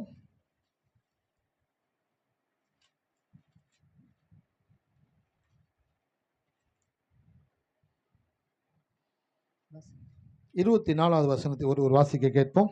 ஜாக்கிரதையுள்ளவர்களுடைய கை ஆளுகை செய்யும், சோம்பேறியோ பகுதி கட்டுவான். ஜாக்கிரதை உள்ளவர்களுடைய கை ஆளுகை செய்யும். இந்த ஜாக்கிரதை அப்படின்ற வார்த்தைக்கு இன்னொரு வார்த்தை இருக்குது, என்னன்னாக்க கவனம். ஹல்லேலூயா, இருக்கீங்களா? ஆமா, ஜாக்கிரதை அப்படின்னாக்க கவனம். ஆங்கிலத்தில் எப்படி வருதுனாக்க அவேர்னஸ் அண்ட் அட்டென்ஷன். அவேர்னஸ் அப்படின்னாக்க ஒரு காரியத்தை குறித்த ஒரு கவனம். அட்டென்ஷன் அப்படின்னாக்க அந்த கவனத்தன்மையில் இருக்கக்கூடிய அதிகமான ஈடுபாடு. ஹல்லேலூயா, எத்தனை பேர் இருக்கிறீங்க? சரி, இப்போ சாப்பாடு விஷயத்தை எடுத்துப்போம், அப்பதான் உங்களுக்கு தெரியும். இப்போ நம்முடைய சகோதரி வந்துட்டு பிரியாணி பண்றாங்க. பிரியாணி பண்றாங்க அப்படின்னாக்க அவங்க பேசிக்கிட்டே இருந்தாலும், டிவி பார்த்துக்கிட்டே இருந்தாலும், ஃபோன் பேசினாலும் அவங்க கவனம் எங்கே இருக்கும்? சமையல் பண்ணுறதுல அவங்களுக்கு கவனம் இருக்கு. ஏன்? அது அவங்களுடைய ஃபர்ஸ்ட் ப்ரியாரிட்டி. அதில் எவ்வளவு தண்ணி ஊற்றுனாங்க, எவ்வளோ மசாலா போட்டாங்க, உப்பு போட்டாங்களா இல்லையா, அதில் எவ்வளோ உப்பு போட்டாங்க, எவ்வளோ காரம் போட்டாங்க, எவ்வளோ காய்கறி போட்டாங்க, எவ்வளோ கறி போட்டாங்க, எல்லாத்துலேயும் கவனம் இருந்துக்கிட்டே இருக்கும். ஆனால் அவங்க செய்கிற வேலையை செஞ்சுக்கிட்டே இருப்பாங்க. ஆமாவா இல்லைங்களா? ஸோ வேலை நடந்துக்கிட்டே இருக்குது, ஆனால் அதில் கவனம் இருந்துக்கிட்டே இருக்குது. அந்த கவனத்தன்மை கொஞ்சம் மிஸ் ஆயிருச்சு. வீட்டுக்காரர் கேட்குறாங்க, ஏங்க உப்பு போட்டனா இல்லையா? உப்பு போட்டனா இல்லையாம்மா, என்கிட்ட போய் கேட்குறியா நீ உப்பு போட்டேன் இல்லையான்னு? இப்போ தொட்டும் பார்க்க முடியாது. என்ன பண்ண, உப்பு போடலாமா வேணாமா? என்னங்க நீங்கள் உப்பு டப்பா எடுத்தேன்ல, நீ டப்பா எடுத்தியா இல்லையா எனக்கு என்ன தெரியும்? நீ போட்டியா இல்லை, என்னைய போட்டியாம்மா போட்டு உழுக்கிறேன்னு. போட்டிருப்பேன். சரி, ஓகே, போட்டிருப்பேன். இல்லையே, போட்டதுன்னா டப்பா வந்து உங்களுக்கு ஓப்பன் ஆயிருக்குமே. இப்போ என்னதான் பண்ண சொல்றீங்க பாருங்க. ஒரு சின்ன கவனத்தன்மை இல்லாதது எவ்வளவு பெரிய ஒரு கேயாஸ், குழப்பத்தை உண்டாக்குது பாருங்களேன். ஆனா அவங்க ரெகுலரா அது பண்ணிக்கிட்டே இருக்கனால அவங்களுக்கு தெரியும் அதுக்கு அடுத்து என்ன, அதுக்கு அடுத்து என்ன, அதுக்கு அடுத்து என்னன்னு அவங்களுக்கு தெரியும். அவங்க போய் சட்டியை பார்த்தோன்னே சொல்லுவாங்க, காய்கறி போட்டாங்களா, உப்பு போட்டாங்களா, மசாலா போட்டாங்களா, கறி போட்டாங்களா, அதுக்கு எதுக்கு அப்புறம் எதை போடணும்னு அவங்களுக்கு நல்லா தெரியும். அவங்க போய் பார்த்தோன்னு சொல்லிடுவாங்க, நான் இன்னும் போடலை, நான் பார்த்துக்கிறேன்ட்டு அனுப்பிச்சிடுவாங்க ஆளுங்களை. அப்போ அந்த கவனத்தன்மை அவங்களுக்குள்ள இருக்கிற வரைக்கும் எந்த வேலை பார்த்தாலும் அதில் கவனம் இருந்துக்கிட்டே இருக்கும் பொழுது அந்த சாப்பாடை குக் பண்ணி தட்டில் போட்டு சர்வ் பண்ணி அதை எடுத்து சாப்பிடும் பொழுது அது எப்படி இருக்கும்? டேஸ்டாக இருக்கும். கவனத்தன்மை மிஸ் ஆகிற இடத்துல சாப்பாடு எடுத்து போட்டு எல்லாம் செஞ்சு பசியில் அப்படியே உட்காந்து அப்படியே கொஞ்சம் சாப்பாடு எடுத்து வாயில வச்சோன்னு கண்ணுலாம் அப்படியே வெளியில வருது. 2 தடவை காரத்தை போட்டிருக்கிறாங்க. ஹல்லேலூயா. 2 தடவை காரத்தை தெரியாம போட்டனால கண்ணு மிளி புதுங்குது. அப்படியே என்னங்க இப்படி காரம் அவ்வளோ இருக்கு, இருங்க வம்சம் சொல்லிட்டு நெய் டப்பா வந்து கொஞ்சம் நெய்யை ஊத்துறாங்க. நெய்யை ஊற்றி மிக்ஸ் பண்றாங்க. இப்போ கொஞ்சம் காரத்தை குறைக்க ட்ரை பண்றாங்க. என்னாச்சு? ஒரு சின்ன கவனத்தன்மை உங்க வேலையை இன்க்ரீஸ் பண்ணிக்கிட்டே இருக்கும். ஹல்லேலூயா. அதே போலதான் உங்க வாழ்க்கையில ஜாக்கிரதையா நீங்க இல்லை அப்படின்னாக்க செஞ்ச காரியத்தையே மறுபடியும் செய்வீங்க. உங்க டைம் வேஸ்ட், உங்களுடைய பொருள் வேஸ்ட், உங்களுடைய நேரம் வேஸ்ட், நீங்க செஞ்ச காரியம் வேஸ்ட். எங்க அப்பா அடிக்கடி சொல்லுவாரு, உப்பில்லாத பண்டம் குப்பைக்கு சமம் அப்படின்னுவாரு. சாப்பாடு எல்லாம் இருக்குது, என்ன விட்டாங்க? உப்பு போட விட்டாங்க. அந்த உப்பு இல்லாத பண்டம் குப்பைக்கு சமம். ஏன்? அந்த உப்பு போடணுன்ற கவனத்தன்மை மிஸ் ஆகும் பொழுது அந்த உணவு பதார்த்தங்கள் டேஸ்ட் இல்லாம போயிருது. அப்படிதான் உங்க வாழ்க்கையிலையும் நீங்க எல்லாத்தையும் கரெக்டா பண்றீங்க, ஆனா ஒரு கவனம் இல்லாத தன்மை உங்களுடைய ஆசீர்வாதங்களை இழக்கும்படியாய் பிசாசு செய்து கொண்டிருக்கிறான். அந்த வசனம் சொல்லுது, ஜாக்கிரதை உள்ளவர்களுடைய கை ஆளுகை செய்யும். சார், நீங்களா ரூல் பண்ணக்கூடியவங்க. அதான் சொன்னேன், நீங்கள் பல்கி பெருகி நிரப்பி கீழ்ப்படுத்தி ஆண்டு கொள்ளக்கூடிய சாதியாய் உங்களை தேவன் வைத்திருக்கிறார். உங்களுக்குள்ள ஜாக்கிரதையான ஒரு உணர்வு வந்துருச்சுனாக்க உங்களை பீட் பண்ண இந்த உலகத்துல யாருமே கிடையாது. ஹல்லேலூயா. எத்தனை பேர் இருக்கிறீங்க பாருங்க. ஒரு சின்ன உணவுல ஒரு கவனத்தன்மை குறையும் பொழுது அது எவ்வளவு பெரிய பிரச்சனையை உண்டாக்குது, எவ்வளவு பெரிய டைம் வேஸ்ட் பண்ணுது. அதே போலதான் நீங்க ஜெபிக்கிறீங்க, உபவாசிக்கிறீங்க, எல்லாம் செய்றீங்க. அடுத்து ஒரு முயற்சி உங்களுக்கு தேவை. என்ன முயற்சி தேவை அப்படின்னாக்க, நான் ஜெபித்த காரியங்கள், நான் உபவாசித்த காரியங்களுக்கு எதிராய் நடக்கக்கூடிய செயல்கள் வரும் பொழுது நான் முயற்சி செய்து அந்த காரியங்களை பார்த்து இது என் வாழ்க்கையில நடக்காது, நான் என்ன ஜெபம் பண்ணினேனோ உபவாசித்தேனோ அந்த காரியங்களை தான் தேவன் என் வாழ்க்கையில செய்வார் என்று சொல்லி வாயை திறந்து கவனமாய் பேச வேண்டும். ஹல்லேலூயா. எத்தனை பேர் இருக்கிறீங்க? கவனமா பேசணும், வார்த்தைகள்ல கவனமா இருக்கணும். வசந்த் வேகமா வாசிங்க. 12:27. சோம்பேறி தன் வேட்டையாடி பிடித்ததை ம், சமைப்பதில்லை, ம். ஜாக்கிரதையினுடைய பொருளோ அருமையானது. சோம்பேறி தான் வேட்டையாடி பிடித்ததை சமைப்பதில்லை. சமைக்கிறது கஷ்டமா, வேட்டையாடுறது கஷ்டமா? உயிரை பணைய வச்சு வேட்டையாடணும். உயிரை பணைய வச்சு வேட்டையாடிட்டான். ஒரு மானை வேட்டையாடி காட்டுக்குள்ள போய் கஷ்டப்பட்டு அடிபட்டு முள்ளு குத்தி மானை வேட்டையாடி மானை பிடிச்சிட்டு வீட்டுக்கு வந்துட்டான். வீட்டுக்கு வந்துட்டு இது சமைக்கணுமா இப்போ, நாத்த இதை போய் சமைச்சு இதை சாப்பிட்டுக்கிட்டு சே அதான் வேணாம்பா விடுப்பா அப்படின்னு சொல்லிட்டு என்ன பண்ணுவானாக்க அந்த குத்தி அந்த கொண்டு வந்த மானை கொண்டு வந்து வீட்டில் போட்டுட்டு என்ன பண்ணுவானாக்க போய் படுத்துருவானாம். இப்போ வேட்டையாடி கஷ்டப்பட்டு அந்த மானை வீட்டுக்கு கொண்டு வந்தவன் எதுக்கு கொண்டு வந்தான் சொல்லுங்களேன்? சமைச்சு சாப்பிட்றதுக்கு தான் கொண்டு வந்தான். ஆனா சோம்பேறி என்ன பண்ணுவானா, சமைச்சு சாப்பிட மாட்டானா. இன்னைக்கு சில பேர் எப்படி இருக்கிறாங்கனாக்க வேட்டையாடி ஒரு மிருகத்தை கொண்டு வரக்கூடிய கஷ்டத்தை போல ஜெபிக்கிறாங்க. நல்லா கஷ்டப்பட்டு ஜெபிக்கிறாங்க, கஷ்டப்பட்டு உபவாசிக்கிறாங்க, எல்லாவற்றையும் செய்யறாங்க. எல்லாம் செஞ்ச பிற்பாடு அதை சமைக்கணும்ல. அல்லேலூயா, இருக்கீங்களா? அதை சமைச்சு சாப்பிடணும்ல. அதை சமைச்சு சாப்பிடாம என்ன பண்றாங்கன்னாக்க கவன குறைவா ஜெபித்த காரியத்தையும் உபவாசித்த காரியத்தையும் மறந்துட்டு அதை குறிச்ச ஒரு யோசனையே இல்லாம அதற்கு எதிரான ஒரு காரியத்தை செய்து கொண்டிருக்கிறார்கள். அதனாலதான் நிறைய பேத்துக்கு காரியம் சித்திக்க மாட்டேங்குது. நாங்க ஜெபம் பண்ணாலும் கிடைக்க மாட்டேங்குது, நாங்க உபவாசிச்சாலும் கிடைக்க மாட்டேங்குது. கடவுள் சொல்றாரு, நீ ஜெபிச்சாலும் உபவாசிச்சாலும் கட்டாயம் கிடைக்கும். நீ ஜெபிச்ச பிற்பாடு உபவாசித்த பிற்பாடும் நீ என்ன செய்யறனாக்க கவனம் இல்லாமல் உன் வார்த்தைகளை நீ தாராளமாய் தவறான விதத்திலே பயன்படுத்தி கொண்டிருக்கிறாய். அதுதான் ஒரு ஊழியக்கார வச்சு கடவுள் போதிக்கிறார் உங்களுக்கு. வசந்த வாசிங்களேன் 27. சோம்பேறி தான் வேட்டையாடி பிடித்ததை சமைப்பதில்லை, ஜாக்கிரதை உள்ளவனுடைய பொருளோ. சார், ஜாக்கிரதையா இருந்தீங்கன்னாக்க உங்ககிட்ட பொருட்கள் வந்து சேரும். ஹல்லேலூயா. எத்தனை பேர் இருக்கிறீங்க? அப்ப ஜாக்கிரதைனாக்க கவனமா இருக்கணும். கவனமா இருக்கணும் அப்படின்னாக்க இப்போ ஒரு விஷயத்தை நீங்க ஜெபிக்கிறீங்க, சுகத்துக்காக ஜெபிக்கிறீங்க. சார், சுகத்துக்காக ஜெபிக்கிறீங்க, எனக்கு சுகம் வேணும் ஆண்டவரேன்னு ஜெபிக்கிறீங்க. அந்த ஒரு சுகத்துக்காக இன்னும் கொஞ்சம் எக்ஸ்ட்ரீமா போயிட்டு உபவாசிக்கிறீங்க. ஒரு நாள் ஃபுல்லா சாப்பிடாம இருந்து உபவாசிக்கிறீங்க. ஆண்டவரே, எனக்கு சுகத்தை கொடுத்ததுக்காக நன்றி ஆண்டவரே, எனக்கு சுகமாய் மாற்றி இருக்கிறதுக்காக ஸ்தோத்திரம் ஆண்டவரே சொல்லி ஜெபிச்சிங்க. ஒரு நாள் ஃபுல்லா உபவாசிச்சிங்க.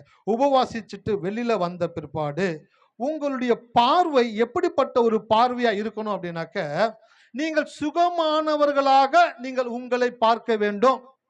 நீங்க ஜெபிச்சு உபவாசிச்சு முடிச்சுட்டு வந்துட்டு சாப்பாடு கொஞ்சம் போட்டு உட்காந்து டிவி ஆன் பண்ணோன்னா நீங்க எந்த வியாதிக்காய் ஜெபிச்சீங்களோ அந்த வியாதியை குறித்த அட்வர்டைஸ்மெண்ட் டிவியில வரும். உங்கள் நிரந்தரமான மூட்டு வலிக்கு ஒரு தீர்வு அப்படின்னு வந்து டிவியில போடுவான். கரெக்டா ஆமா, கரெக்டா தான் சொல்றான் அந்த ஆளு.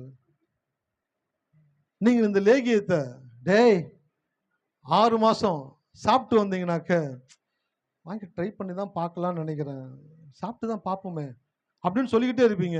ஹாலிங் பெல் அடிக்கும். ஒரு அக்கா வருவாங்க, முட்டிங்காலை தேய்ச்சிக்கிட்டே வருவாங்க.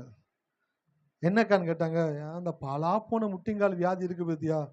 அக்கா ஏன்க்கா கேட்குறீங்க, எனக்கும் அதே பிரச்சனை தாங்க்கா, ஜெபிச்சு பார்த்துட்டேன், உபவாசிச்சு பார்த்துட்டேன், அந்த லேகியம் கூட சாப்பிட்டு பார்த்துட்டேங்க்கா, செல்ஃப் எடுக்க மாட்டேங்குதுக்கா. ஏன்க்கா வாழ்க்கை முழுக்க இப்படியே போயிருமா? சாகிற வரைக்கும் இந்த வியாதி நம்ம கூட தான் இருக்குமா? இருந்து நம்மளால மீண்டு வரவே முடியாதா? இப்போ என்னாச்சு? ஜெபிச்சாங்க, உபவாசிச்சாங்க, அதுக்கப்புறம் கவனம் இல்லாம போயிருச்சு. அந்த டிவியில அந்த மூட்டு வலியை குறித்து அந்த ஆடு வந்த உடனே நீங்க என்ன சொல்லணும்னாக்க, இதுக்கு தான் நான் இப்ப ஜெபம் பண்ணிட்டு வந்திருக்கிறேன், இதுக்கு தான் நான் உபவாசிச்சுட்டு வந்திருக்கிறேன், என் தேவன் எனக்கு பரிபூர்ண சுகத்தை கொடுப்பார். ஹல்லேலூயா.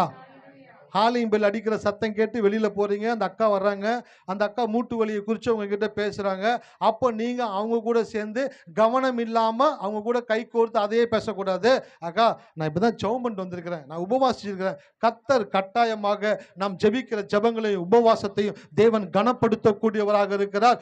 உங்களுக்கும் கர்த்தர் சுகத்தை கொடுப்பாருக்கா அப்படின்னு சொன்னீங்கன்னாக்கா அந்த டிக்கெட் அப்படியே கட் பண்ணிடலாம்.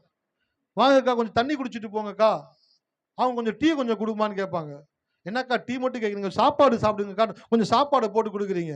2 மணி நேரம் பேசி பேசி பேசி பேசி பேசி பேசி உபவாசிக்கும் பொழுது தேவ தூதர்களைப் போல இருந்தவங்க, உபவாசிச்சு முடிச்சு அவங்கள்ட்ட 2 மணி நேரம் அவங்கள்ட்ட பேசினோடனே மூஞ்சிலாம் விகாரம் ஆயிடும்.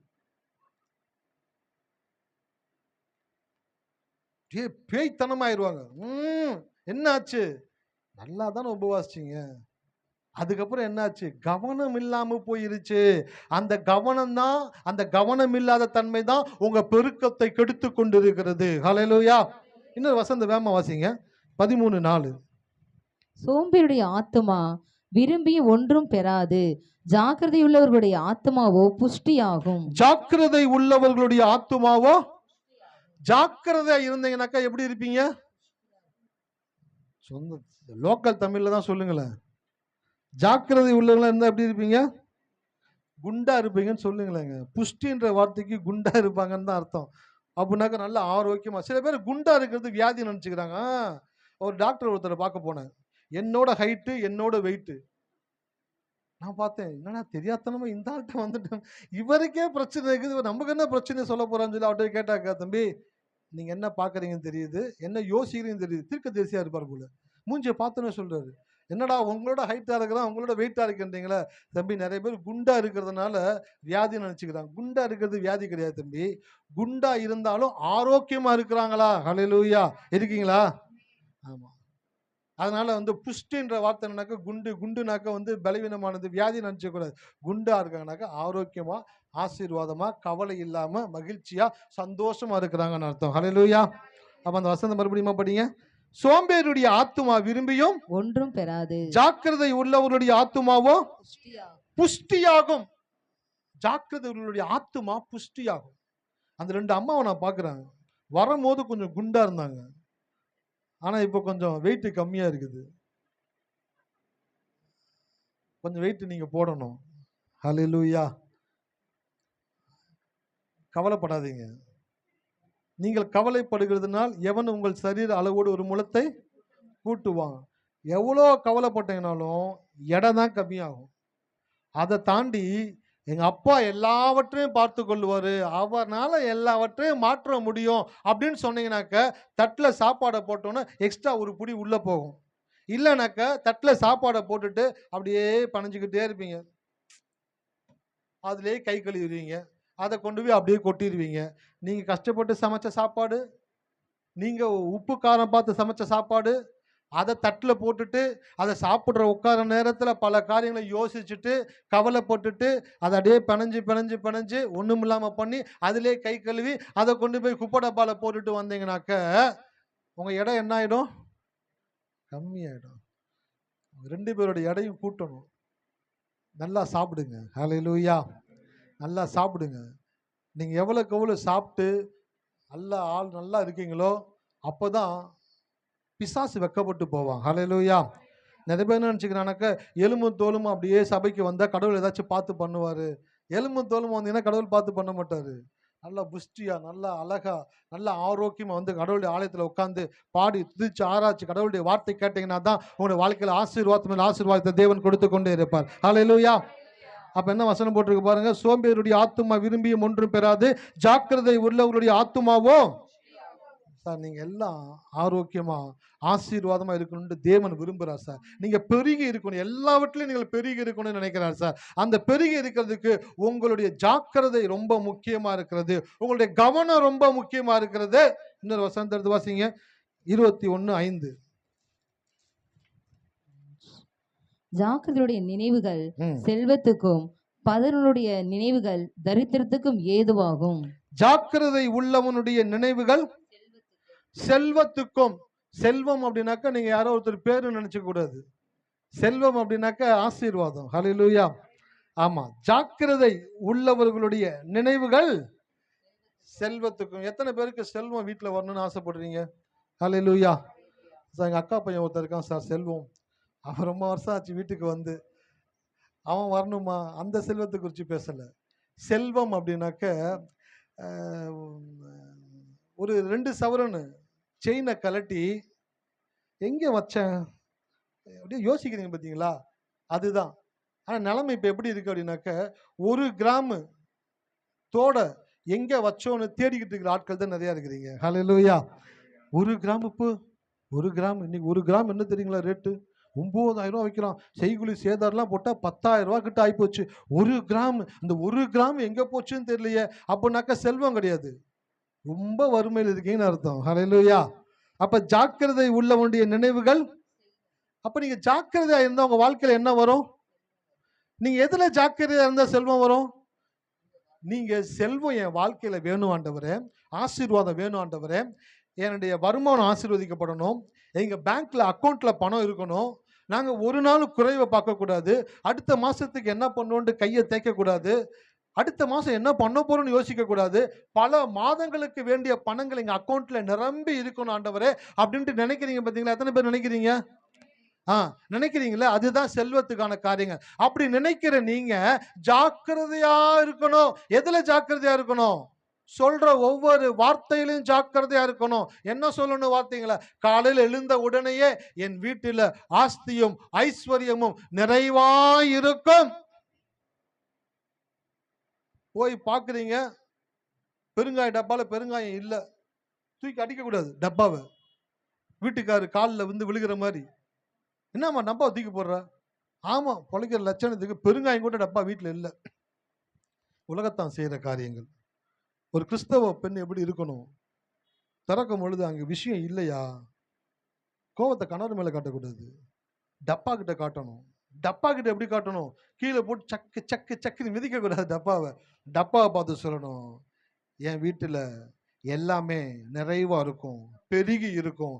இன்னைக்கு இந்த டப்பாக்குள்ள எதுவும் இல்லை, ஆனா இனி ஒரு நாளும் இந்த டப்பா காலியா இருக்க போறது இல்லை. இந்த டப்பாவை தேவன் நிரம்பி வழியும்படி செய்வார். இந்த டப்பா இனி ஒரு நாளும் குறைவா இருக்காது அப்படின்ட்டு கோவத்தை அங்க காட்டணும். ஹலோ, இருக்கீங்களா? கோவத்தை எங்க காட்டணும்? அது பாருங்க, சவுண்ட் இங்கேருந்து வர மாட்டேங்குது. அந்த அம்மா சவுண்ட் சொல்லுங்க, டப்பா கிட்ட கோவத்தை காட்டணும். கோவத்தை டப்பா கிட்ட காட்டணும். அதுதான் நல்ல கோபம். ஹல்லேலூயா. கணவர்கிட்ட கோவத்தை காட்டக்கூடாது. இன்னொன்று சொல்லட்டுங்களா? என் மனைவி சொன்னாங்க, பா நீ நல்லா ஜெபிக்கிற, நீ நல்லா பிரசங்கிக்கிற, நான் எப்போதான் அந்த மாதிரி வர்றது அப்படின்னு கேட்டாங்க. டக்குன்னு அவங்களுக்கு ஒரு வார்த்தை ஒன்று சொன்னேன். நீ வீட்டில் நல்லா ஜெபிக்கிறதுனாலையும், நீ வேதத்தை வாசிச்சு என் கூட வந்து வசனத்தை பேசுகிறபடினாலும் தான் நான் வெளியில் நல்லா ஜெபிக்கிறேன், நல்லா பிரசங்கிக்க கூட என்னை கடவுள் வச்சிருக்கிறாரு. நான் வெளியில் நல்லா இருக்கிறேன்னாக்கா அது காரணம் நீ என்னை உள்ள நல்லா வச்சிருக்கிறதுனால தான் நான் வெளியில் நல்லா இருக்கிறேன். ஹல்லேலூயா. அப்போ மனைவின்றவங்க உள்ளுக்குள்ள அந்த காரியங்களை சரி செய்யக்கூடிய ஆற்றலை தேவன் அவர்களுக்கு கொடுத்திருக்கிறார். அதனால தான் சொன்னேன், பெண்களை குறித்து பேசணும்னு சொன்னேன். பெண்களுடைய பலன் பார்த்தீங்கன்னாக்க, பெண்களுடைய ஆற்றல், அவர்களுக்கு தேவன் கொடுத்திருக்கக்கூடிய ஆற்றல் மிகவும் பெரியது. ஆதாமுக்கு ஏற்ற துணைன்னு என்னதுங்க? பல்பு மாட்டிக்கிட்டு இருக்கிறாரு, அந்த ஸ்க்ரூ டிரைவர் எடுமா, ஏங்க டெஸ்டரா ஸ்க்ரூ டிரைவரா? ஸ்க்ரூ டிரைவர் தான் அப்படின்னு ஸ்பேனர் எடுத்து கையில் கொடுக்க கூடாது. அது ஹெல்ப்பர் கிடையாது, தலைவலி. ஹெல்ப்பர்னா எப்படின்னாக்க, ஏங்க பல்பு மாட்டுங்களா, கீழே இறங்குங்க. என்னம்மா என்ன பண்ண போறேன்? நான் மாட்டுறேன், கீழே இறங்குங்க. டக்குன்னு மேலே சேர் மேலே ஏறி பல்பை கரெக்டாக மட்டும் ஸ்க்ரூ போட்டு டைட் பண்ணி கீழே இறங்குறேன் பார்த்தீங்களா? அதுதான் ஹெல்ப்பர். ஹல்லேலூயா. இருக்கீங்களா? சில பேர் ஹெல்ப்பர்னாக்க கீழே நின்று அப்படியே வேடிக்கை பார்த்துட்டு இருக்கிறாங்க. ஹெல்ப்பர்னு அது கிடையாது, இப்பெல்லாம் மாறி போச்சு. ஹெல்ப்பர்னாலும் தெரியும், வேலை தெரிஞ்சவன் கீழே நிற்கிறான், ஹெல்ப்பரை மேலே ஏற்றி விட்டு வேலை பாருன்றான். நல்லா மாட்டுறா, முறுக்குனியா டைட் பண்ண, இன்னும் சக் சக் சக்குன்னு டைட் பண்றான். அப்ப ஹெல்ப்பர்னாக்க வேலைகளை சிறப்பாய் செய்யக்கூடியவர்கள். ஹல்லேலூயா. அப்ப நான் சொல்றேன், உங்க வீட்டில் ஒரு குறைவை நீங்க பார்க்கும் பொழுது டென்ஷன் ஆகக்கூடாது. டென்ஷன் ஆகி ஒரு பிரயோஜனம் கிடையாது. மூஞ்சி உத்து பாருங்க. யார் மூஞ்சிய? ஆமா, வீட்டுக்கார் மூஞ்சி உத்து பாருங்க. சே, இவர்கிட்ட போய் நம்ம கோவப்பட்டோமாப்பா, பச்சை மண்ணா இருக்குது, இவர்கிட்ட போய் நம்ம கோவப்பட்டோமா அப்படின்னு சொல்லிட்டு அவர்கிட்ட கோவப்படக்கூடாது. டப்பா, பெருங்காய டப்பா கிட்ட கோவத்தை காட்டணும். பெருங்காய டப்பா பாரு, இன்னைக்கு இல்ல, ஆனா இனி நான் சொல்றேன், என் வாழ்நாள் முழுக்க இந்த டப்பால பெருங்காயம் நிறைவா இருக்கும். ஹல்லேலூயா. அப்படின்னு சொல்லி அதை ஆசீர்வதிச்சீங்கன்னா தான் அது பெருகக்கூடியதாக இருக்கும். எதெல்லாம் சொல்லித்தர வேண்டியதா இருக்கு பாருங்க. சில பேர் நினைக்கிறாங்க, சார் பெருக்கம்னு சொன்னீங்க, பெருங்காயத்தை குறித்து பேசிக்கிட்டு இருக்கீங்க. பெருங்காயத்துல பெருக்கம் வந்தாதான் எல்லாத்துலயும் பெருக்கம் வரும். ஹல்லேலூயா. தலைப்பு எழுதிக்கிங்க, பெருங்காயத்துல பெருக்கம் உண்டாதான் வாழ்க்கையில. இதான் இந்த வாரம் செய்தியினுடைய தலைப்பு. பெருங்காயத்துல பெருக்கத்தை நீங்க பார்த்துட்டீங்கன்னாக்க அடுத்தடுத்து பெருக்கத்தை பார்த்துக்கிட்டே இருப்பீங்க. ஹல்லேலூயா.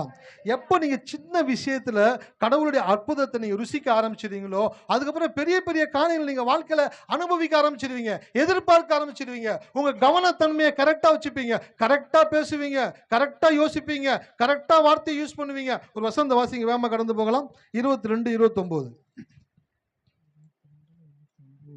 தன் வேலையில் ஜாக்கிரதையா இருக்கிறவனை நீ கண்டால் அவன் நீசருக்கு முன்பாக நில்லாமல் ராஜாக்களுக்கு முன்பாக நிற்பான்.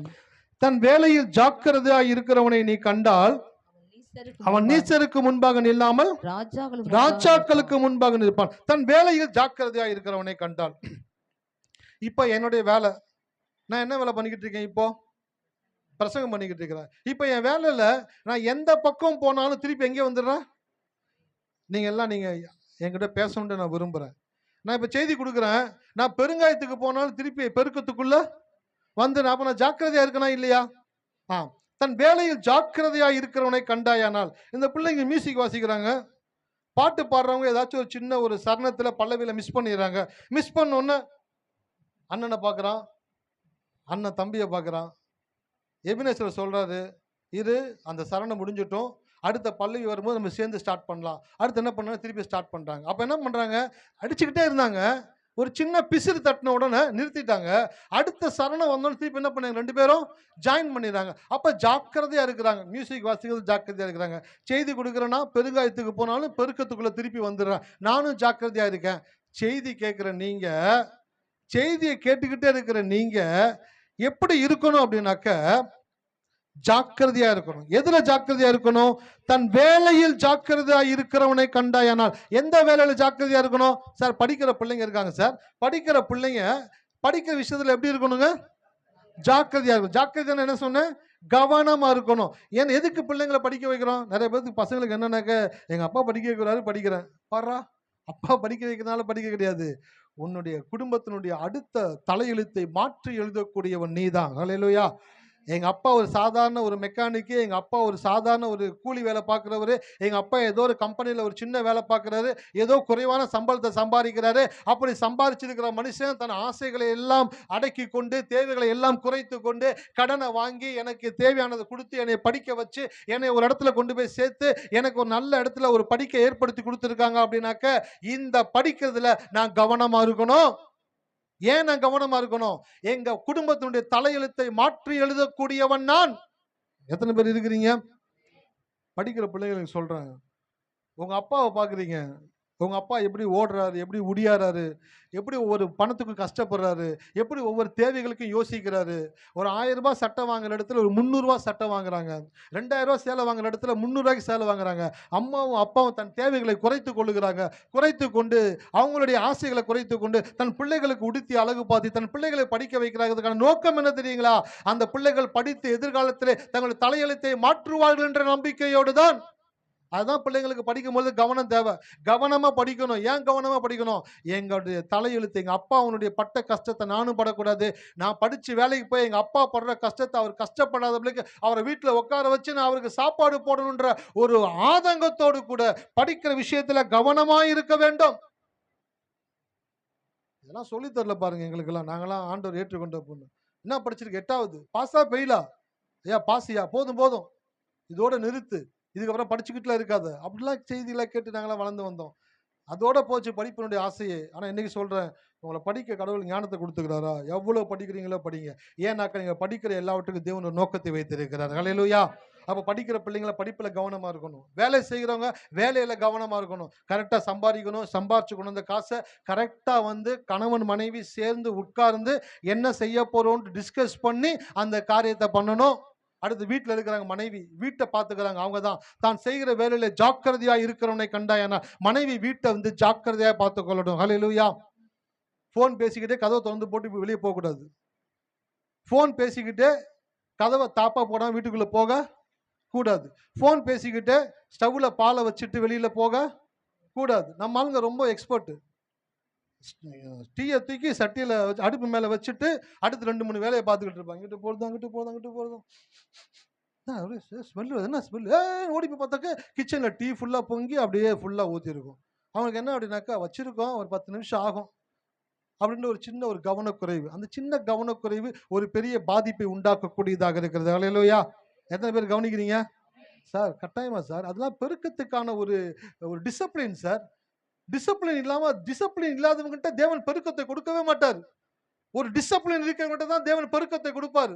நீங்க டிசிப்ளின் சின்ன சின்ன விஷயங்களை கூட தேவன் டிசிப்ளின் எதிர்பார்க்கிறார் உங்ககிட்ட. நீங்க வீட்டை கட்டுறீங்க, மனைவிகள் தன் வேலையில் ஜாக்கிரதையா இருக்கிறவனை கண்டாயானால் வேலையில ஜாக்கிரதையா இருக்கணும். நீங்க செய்யற வேலை எந்த வேலையா இருந்தாலும் அது ஜாக்கிரதையா பண்ணுங்க. ஹல்லேலூயா. நீங்க செய்கிற சின்ன வேலையா கூட அதை ஜாக்கிரதையா பண்ணுங்க. அதை ஜாக்கிரதையா கையாளுங்க. ஜாக்கிரதையா வார்த்தையை சொல்லுங்க. சொல்லும் பொழுது உங்க வாழ்க்கையில நீங்கள் ராஜாக்களுக்கு முன்பாய் கொண்டு போய் நிற்கக்கூடிய இடத்துல தேவன் உங்களை உயர்த்தக்கூடியவராக இருக்கிறார். ஹல்லேலூயா. அப்போ நீங்க வாழ்க்கையில பெருக்கத்துக்குள்ள வரணும்னாக்கா அதுக்கு ரொம்ப முக்கியமான ஃபர்ஸ்ட் ஸ்டெப் என்னதுங்க? கவனத்தன்மை. கவனத்தை எந்த நேரத்தில் மிஸ் பண்ணிடக்கூடாது. ஒரு பாட்டு எடுத்து பாடும் பொழுது கூட அந்த பாட்டுல அவிசுவாசமான வார்த்தைகள் இருந்தா அந்த வார்த்தையை பாடாம அடுத்த வரிகளை மட்டும் பாடி முடியுங்க. ஜெபிக்கிறீங்க, ஜெபிக்கும் பொழுது சரியான வார்த்தைகளை உபயோகப்படுத்தி ஜெபம் பண்ணுங்க. உபவாசிக்கும் பொழுது தேவனிடத்துல உண்மையா உபவாசிங்க. ஜெபித்து உபவாசித்து முடித்த பிற்பாடு வார்த்தையில கவனமா இருங்க.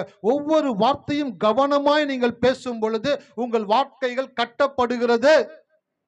உபவாசித்து ஜெபித்த பிற்பாடு நீங்கள் பேசுகிற தவறான வார்த்தைகள் உங்களுடைய ஜெபங்களையும் உபவாசங்களையும் உடைக்கக்கூடியதாக இருக்கிறது. இன்னைக்கு நிறைய பேர் நல்லா ஜெபிக்கிறவங்க, நல்லா உபவாசிக்கிறவங்க, ஆனா முடிச்ச பிற்பாடு தப்பான வார்த்தைகளை பேசி அந்த கட்டத காரியத்தை ஃபுல்லா உடைச்சு போட்டுறாங்க. அப்ப ஃபர்ஸ்ட் என்ன தேவை பெருக்கிறதுக்கு? சொல்லுங்களேன். கவனம் தேவை. கவனமா நீங்க இருந்தீங்கன்னாக்க உங்க பெருக்கத்தை யாருனாலையும் தடுக்கவே முடியாது. இரண்டாவது தைரியம் தேவை. என்ன தேவைங்க? பயப்படுறவன் வாழ்க்கையில பெருக மாட்டான். பயப்படுறவனுக்கிட்ட பெருக்கம் வராது. பயப்படுறவன் கிட்ட தேவன் பெருக்கத்துக்குரிய ஆசீர்வாதத்தை கொடுக்கவே மாட்டாரு. ஏன் அப்படின்னாக்க பயப்படுறவங்க கிட்ட நீங்க எதை கொடுத்தாலும் அதை பாலாக்கி தான் போடுவான். தைரியம் உள்ளவங்க கிட்ட நீங்க எதை கொடுத்தாலும் அதை இன்னும் தாராளமாய் மாற்றுவான். ஹல்லேலூயா. அப்ப தைரியமா இருக்கிறவங்க கிட்ட தான் தேவன் பெருக்கத்தை கொடுக்கிறார். வசந்த வேமா வாசிங்க. சங்கீதம் 112:7.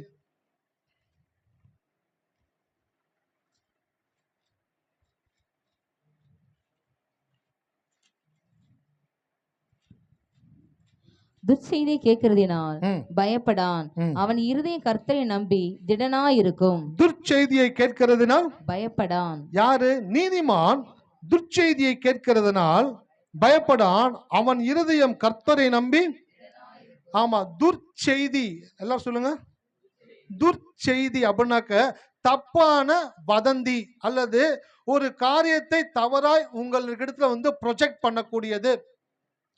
எனக்கு கூட வேலை பார்க்குற தம்பி ஒருத்தர் அவங்க தகப்பனாரை மருத்துவமனைக்கு ஒரு ட்ரீட்மெண்ட்டுக்காக கூட்டிட்டு போயிட்டு அவங்க அப்பா கொடுத்துட்டாரு. டெஸ்ட்டுக்கு பிளட் டெஸ்ட் எல்லாம் கொடுத்துட்டாரு. கொடுத்து முடிச்ச உடனே இன்னொருத்தர் போய் டெஸ்ட் கொடுத்துருக்காரு. இந்த டெஸ்ட்டை எடுத்தவன் என்ன பண்ணிட்டாங்க, பேர் 2 பேரையும் மாற்றி எழுதிட்டான். என்ன பண்ணிட்டாங்க? ஆமா, 2 பேருடைய டெஸ்ட் பேர்லயே மாற்றி ஃபர்ஸ்ட் கொடுத்தவருடைய பேரை 2வது டெஸ்ட்லையும் 2வது கொடுத்தவருடைய பேரை ஃபர்ஸ்ட் டெஸ்ட்லையும் எழுதி வச்சிட்டான். டெஸ்ட் போச்சு, ரிப்போர்ட் வந்துருச்சு. ஃபோன் பண்ணுறாங்க அந்த பேஷண்ட்டுக்கு. அவங்க பையன் போகிறான். போய் அந்த ரிப்போர்ட்டை வாங்குறதுக்கு முன்னாடி டாக்டர் சொல்கிறாங்க, ஏன் இத்தனை நாள் நீங்கள் கவனிக்காம விட்டீங்க? அவன் பார்க்குறான், நாங்கள் சொந்தது சாதாரண டெஸ்ட்டுக்கு, ஏன் ஒரு நாள் கவனிக்க மாட்டீங்க? ரொம்ப மோசமாக இருக்கப்பா, கிரிட்டிக்கல் ஸ்டேஜ் ஆயிடுச்சே, நீங்கள் முன்னாடியே வந்திருக்கணும், ரொம்ப தப்பு பண்ணிட்டீங்க நீங்கள்.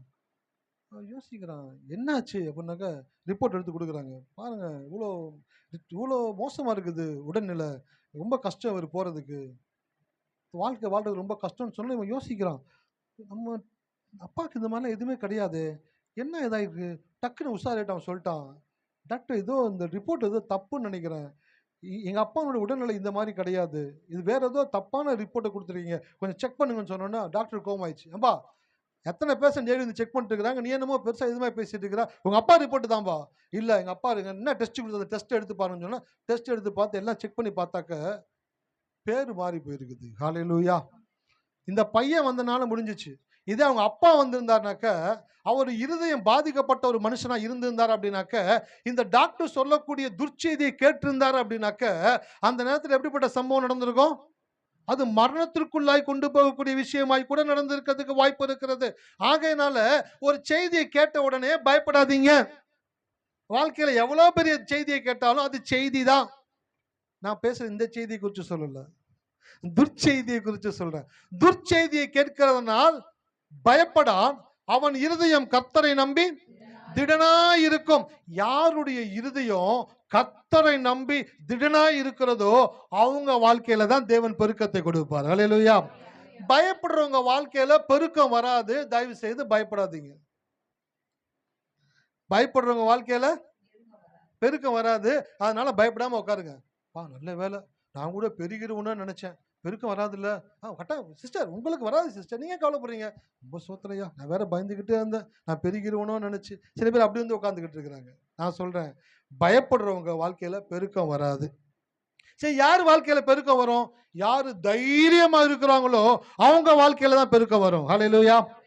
இதெல்லாம் ஏன் கடவுள் பேசுறாருனாக்க, உங்க வாழ்க்கையில நீங்க வாழ்கிற நாட்கள்ல நீங்க சந்திக்கிற நபர்கள்ல அவங்க பேசுற வார்த்தைகள், மருத்துவருடைய வார்த்தைகள், சொந்தக்காரர்களுடைய வார்த்தைகள், கூட இருக்கிறவங்களுடைய வார்த்தைகள், சில வார்த்தைகளை கேட்ட உடனே சில பேர் ரொம்ப என்ன பண்ணாங்க, பயந்து நடுங்கி போய் அது நடந்த மாதிரி யோசிச்சு அது நடந்தா எப்படி இருக்கும்ன்ற அந்த கற்பனைக்குள்ள போயிடுறாங்க. அப்படி கற்பனைக்குள்ள போகிறவங்க வாழ்க்கையில பெருக்கம் வராது. இன்னும் வாழ்க்கையில ரொம்ப மோசமாகிக்கிட்டே தான் இருப்பீங்க. எப்ப தைரியமா நீங்க இருக்கிறீங்களோ அப்பதான் உங்க வாழ்க்கையில தேவன் பெருக்கத்தை கொடுக்கக்கூடியவராக இருக்கிறார். துர்ச்செய்தியை கேட்கறதுனால பயப்படவே கூடாது. என்ன ஒரு செய்தியா இருந்தாலும் சரி, சார் இப்படிப்பட்ட மோசமான காரியம் கர்த்தர் மாத்துவாரியா. ஹல்லேலூயா. எத்தனை பேர் இருக்கீங்க? நீங்க துர்ச்செய்தியை கேட்கறதுக்கு முன்னாடி அது உங்க தேவனுக்கு தெரியுமா தெரியாதா? கடவுளுக்கே தெரியாம வந்து யாராச்சும் உங்ககிட்ட சொன்னாங்களா? சொல்லுங்களேன். ஏன் கடவுளுக்கே தெரியாதியா, அந்த டாக்டர் சொன்னாரியா? வர்றா, நீங்க ரிப்போர்ட் கொடுக்கும் பொழுதே, நீங்க டெஸ்ட் கொடுக்கும் பொழுதே ரிப்போர்ட் என்னன்னு தேவனுக்கு தெரியும். அந்த டாக்டர் சொல்லும் போது தான் நீங்க வந்து அதை கேட்டுட்டு வந்து முழங்கால் போட்டு ஆண்டவரே ரிப்போர்ட்டை பாருங்கப்பா அப்படின்னு அழுகும் பொழுதுதான் கடவுள் பார்ப்பாரு. ஓ, வேலை நான் கவனிக்காம விட்டுட்டேன், காட்டு ரிப்போர்ட்டை காட்டு. அட்டாட்டா, ஆமா, ஏன்னா இவ்வளவு மோசமா இருக்குதே அப்படின்னு கேட்கிற தேவன் நினைச்சுக்கிட்டு இருக்கீங்களா? சார், நீங்க டெஸ்ட்டுக்கு கொடுக்கும் பொழுது உங்க ரிப்போர்ட் என்னன்னு தேவனுக்கு தெரியும். அந்த டாக்டர் என்ன சொன்னாலும் நீங்க வாயில இருந்து ஒரு வார்த்தை வரணும், சார் நீங்க சொல்றத சொல்லுங்க, எங்க அப்பா எனக்கு செய்யறத செய்வாரு. ஹல்லேலூயா. துர்ச்செய்தி கேட்க பயப்பட, டாக்டர் பயப்படணும். யாரா இவன், யாரா அந்த பையன், நான் தான் அந்த பையன்ற மாதிரி டாக்டர் மிரளணும்.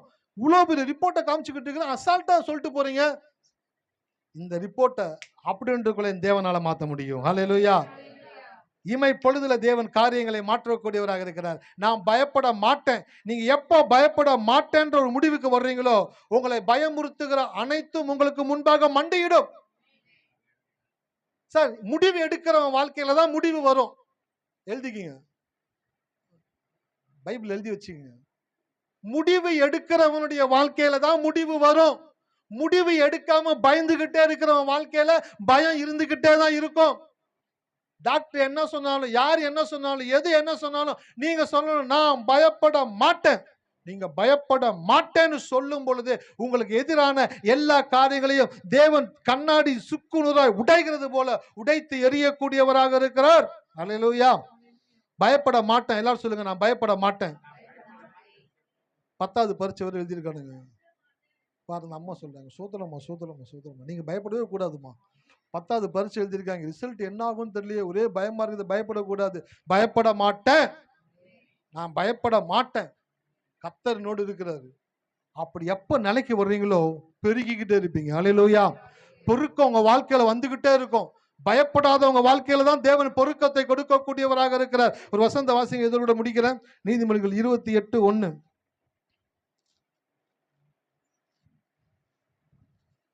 ஒருவனும் தொடாதிருந்தும் துன்மார்க்கர் ஓடி போகிறார்கள், நீதிமான்களோ சிங்கத்தை போல தைரியமா இருக்கிறார்கள். நீதிமான்களோ சிங்கத்தை போல தைரியமா இருக்கிறார்கள். நீங்க எப்ப தைரியமா இருக்கிறீங்களோ அப்பதான் உங்க உடல் நிலையில ஒரு மாற்றம் உண்டாகும். நீங்க எப்ப தைரியமா இருக்கிறீங்களோ அப்பதான் உங்க வருமானத்துல ஒரு மாற்றம் உண்டாகும். நீங்க எப்ப தைரியமா இருக்கிறீங்களோ அப்பதான் நீங்க படிக்கிற படிப்புல ஒரு மாற்றத்தை தேவன் உண்டாக்கக்கூடியவராக இருக்கிறார். ஹல்லேலூயா. எத்தனை பேர் இருக்கிறீங்க? பயம் உங்களை குறுக பண்ணும், தைரியம் உங்களை பெருக பண்ணும். எல்லாரும் சொல்லுங்களேன், பயம் நம்மை குறுக பண்ணும், தைரியம் நம்மை பெருக பண்ணும். ஆமா, ஆலயத்துக்கு வர்றீங்கன்னாக்கா தைரியமா இருக்கணும், பயப்படவே கூடாது. ஹல்லேலூயா. இருக்கீங்களா? எதை குறிச்சும் பயப்படக்கூடாது. ஏன் பயப்பட, பயம் ஏன் வருதுன்னு சொல்றேன். உங்க வாழ்க்கையில வரக்கூடிய காரியங்கள் கடவுளுக்கு தெரியாத காரியங்கள் என்று நீங்க நினைக்கிறதுனால தான் பயப்படுறீங்க. உங்க வாழ்க்கையில வரக்கூடிய எல்லாமே எங்க அப்பாவுக்கு தெரியும் நினைச்சீங்கன்னா நீங்க பயப்படுவீங்களா? ஹலோ, சொல்லுங்களேன். பயப்படவே மாட்டேங்க. அவருக்கு தெரியும்பா. அவருக்கு தெரியாத என் வாழ்க்கையில வந்து நடந்துட போதா? என் தலையில் உள்ள மயிரெல்லாம் தேவன் எண்ணி வைத்திருக்கிறார். என் தலையில இருக்கிற முடிய எண்ணி எங்க அப்பா வச்சிருக்கிறார் அப்படின்னாக்க, என் உடம்புல இருக்கிற ஒவ்வொரு உறுப்புகளும் எப்படி இயங்கணும்னு அவருக்கு தெரியும். நான் பயப்பட மாட்டேன். உங்களுக்கு நீங்க ஒரு மிகப்பெரிய சத்தியத்தை வீட்டுக்கு எடுத்துட்டு போங்க. நீங்க எப்போ பயத்துல இருந்து வெளியில வர்றீங்களோ, அப்பவே நீங்க பெருக்கத்துக்குள்ள வந்துட்டீங்கன்னு அர்த்தம். உங்க வாழ்க்கையில பெருக்கம் உண்டாயிருச்சு. இன்றைக்கு உங்க வாழ்க்கையில பெருக்கம் உண்டாகுது. ஒரு நல்ல முடிவு எடுங்க. நான் பயப்பட மாட்டேன். நான் கவனமா இருப்பேன். என் வார்த்தையை கவனமா சொல்லுவேன். என் வார்த்தையை கவனமா கையாளுவேன். எவ்வளவு மோசமான காரியங்கள் வெளியில நடந்தாலும் அவைகளை பார்க்கும் பொழுது என் கவனத்தன்மையை நான் ஒரு நாள் தவற விட மாட்டேன். நான் கவனமா, இது என் வாழ்க்கையில நடக்காது. எங்க அப்பா சொன்ன வார்த்தை மட்டும்தான் என் வாழ்க்கையில நடக்கும். ஹல்லேலூயா. நீங்க பெருகுகிற ஜாதி சார். பெருக்கம் உங்களுக்குரியது. பெருக்கம் உங்களுடைய பிறப்பு உரிமை. ஒரு குழந்தை ஒரு குடும்பத்துல பிறந்துருச்சுனாக்க அந்த குடும்பத்தில் இருக்கிற எல்லாம் அந்த குழந்தைக்கு எப்படி சொந்தமாகுதோ அப்படியே நீங்கள் இயேசுவை சொந்த இரட்சகராக ஏற்றுக்கொள்ளும் பொழுது பெருக்கம் உங்களுடைய சொந்தமாய் மாறுகிறது. நீங்கள் பெருகுவீங்க. எல்லாரும் சொல்லுங்க, நான் பெருகுவேன். எதுல என் வாழ்க்கையில பெருக்கம் இல்லாம இருக்கோ அது எல்லாத்திலையும் நான் பெருகுவேன். நிறைவை காண்பேன். நான் தைரியமா இருப்பேன். நான் பயப்பட மாட்டேன். ஆமென். ஹல்லேலூயா. தைரியமா வீட்டுக்கு போங்க. பயப்படவே பயப்படாதீங்க. ஆனா ஒண்ணு, கவனமா இருக்கணும். என்ன இருக்கணுங்க? கவனமா இருக்கணும். தோடு கழட்டி கையில வச்சுக்கிட்டு போகும்போது எவ்வளவு கவனமா இருக்கிறீங்களோ அதே கவனம் இப்ப வார்த்தையை பெற்றுக்கொண்டு போறீங்க. பெற்றுக்கொண்டு போற நீங்க பெருகுகிற ஜாதி. பெருங்காயத்துல பெருக்கம் உண்டாச்சுன்னா தான் உங்க வாழ்க்கையில எல்லாவற்றிலையும் பெருக்கம் உண்டாகும். நீங்க பெருகக்கூடியவர்கள். ஆகையினால பயப்படுறவன் வாழ்க்கையில பெருக மாட்டான். எல்லாரும் சொல்லுங்க, பயப்படுறவன் வாழ்க்கையில பெருகவே மாட்டான். தைரியமா இருக்கிறவன் பெருகிக்கிட்டே இருப்பான். ஹல்லேலூயா. அப்ப நீங்க எல்லாம் யாரு? நீதிமான்களோ சிங்கத்தை போல தைரியமா இருப்பாங்க. பயப்படாதீங்க. தைரியமா இருங்க. ஒன்றும் உங்களை சேதப்படுத்த முடியாது. எதுவும் உங்ககிட்ட வந்து வேலை பலிக்கவே பலிக்காது. உங்களுக்கு விரோதமாய் உருவாக்கப்படுகிற எந்த ஆயுதமும் கடவுள் உங்களுக்கு என்ன சொன்னாரோ அது மட்டும்தான் நடக்கும். அந்த வாக்கு தத்தங்கள் மட்டும்தான் உங்க வாழ்க்கையில வந்து வேலை செய்யக்கூடியதா இருக்குது. நீங்க பெருகுகிற ஜாதி. ஒவ்வொன்றிலையும் உங்களுக்கு கர்த்தர் பெருக்கத்தை உண்டாக்கக்கூடியவராக இருக்கிறார். கவனமா உங்களுடைய வார்த்தையை கையாளுங்க. கவனமா பேசுங்க. நீங்க ஒவ்வொரு நாளும் பெருகிக்கிட்டே இருப்பீங்க. நன்றி ஆண்டவரே. இந்த மாலை வேளையில எங்களை அர்ப்பணிக்கிறோம் சுவாமி. இந்த கரத்துல கொடுக்கிறோம் தகப்பனே. ஆண்டவரே, கவனம் உள்ளவன் பெருகிக்கிட்டே இருப்பான் ஆண்டவரே.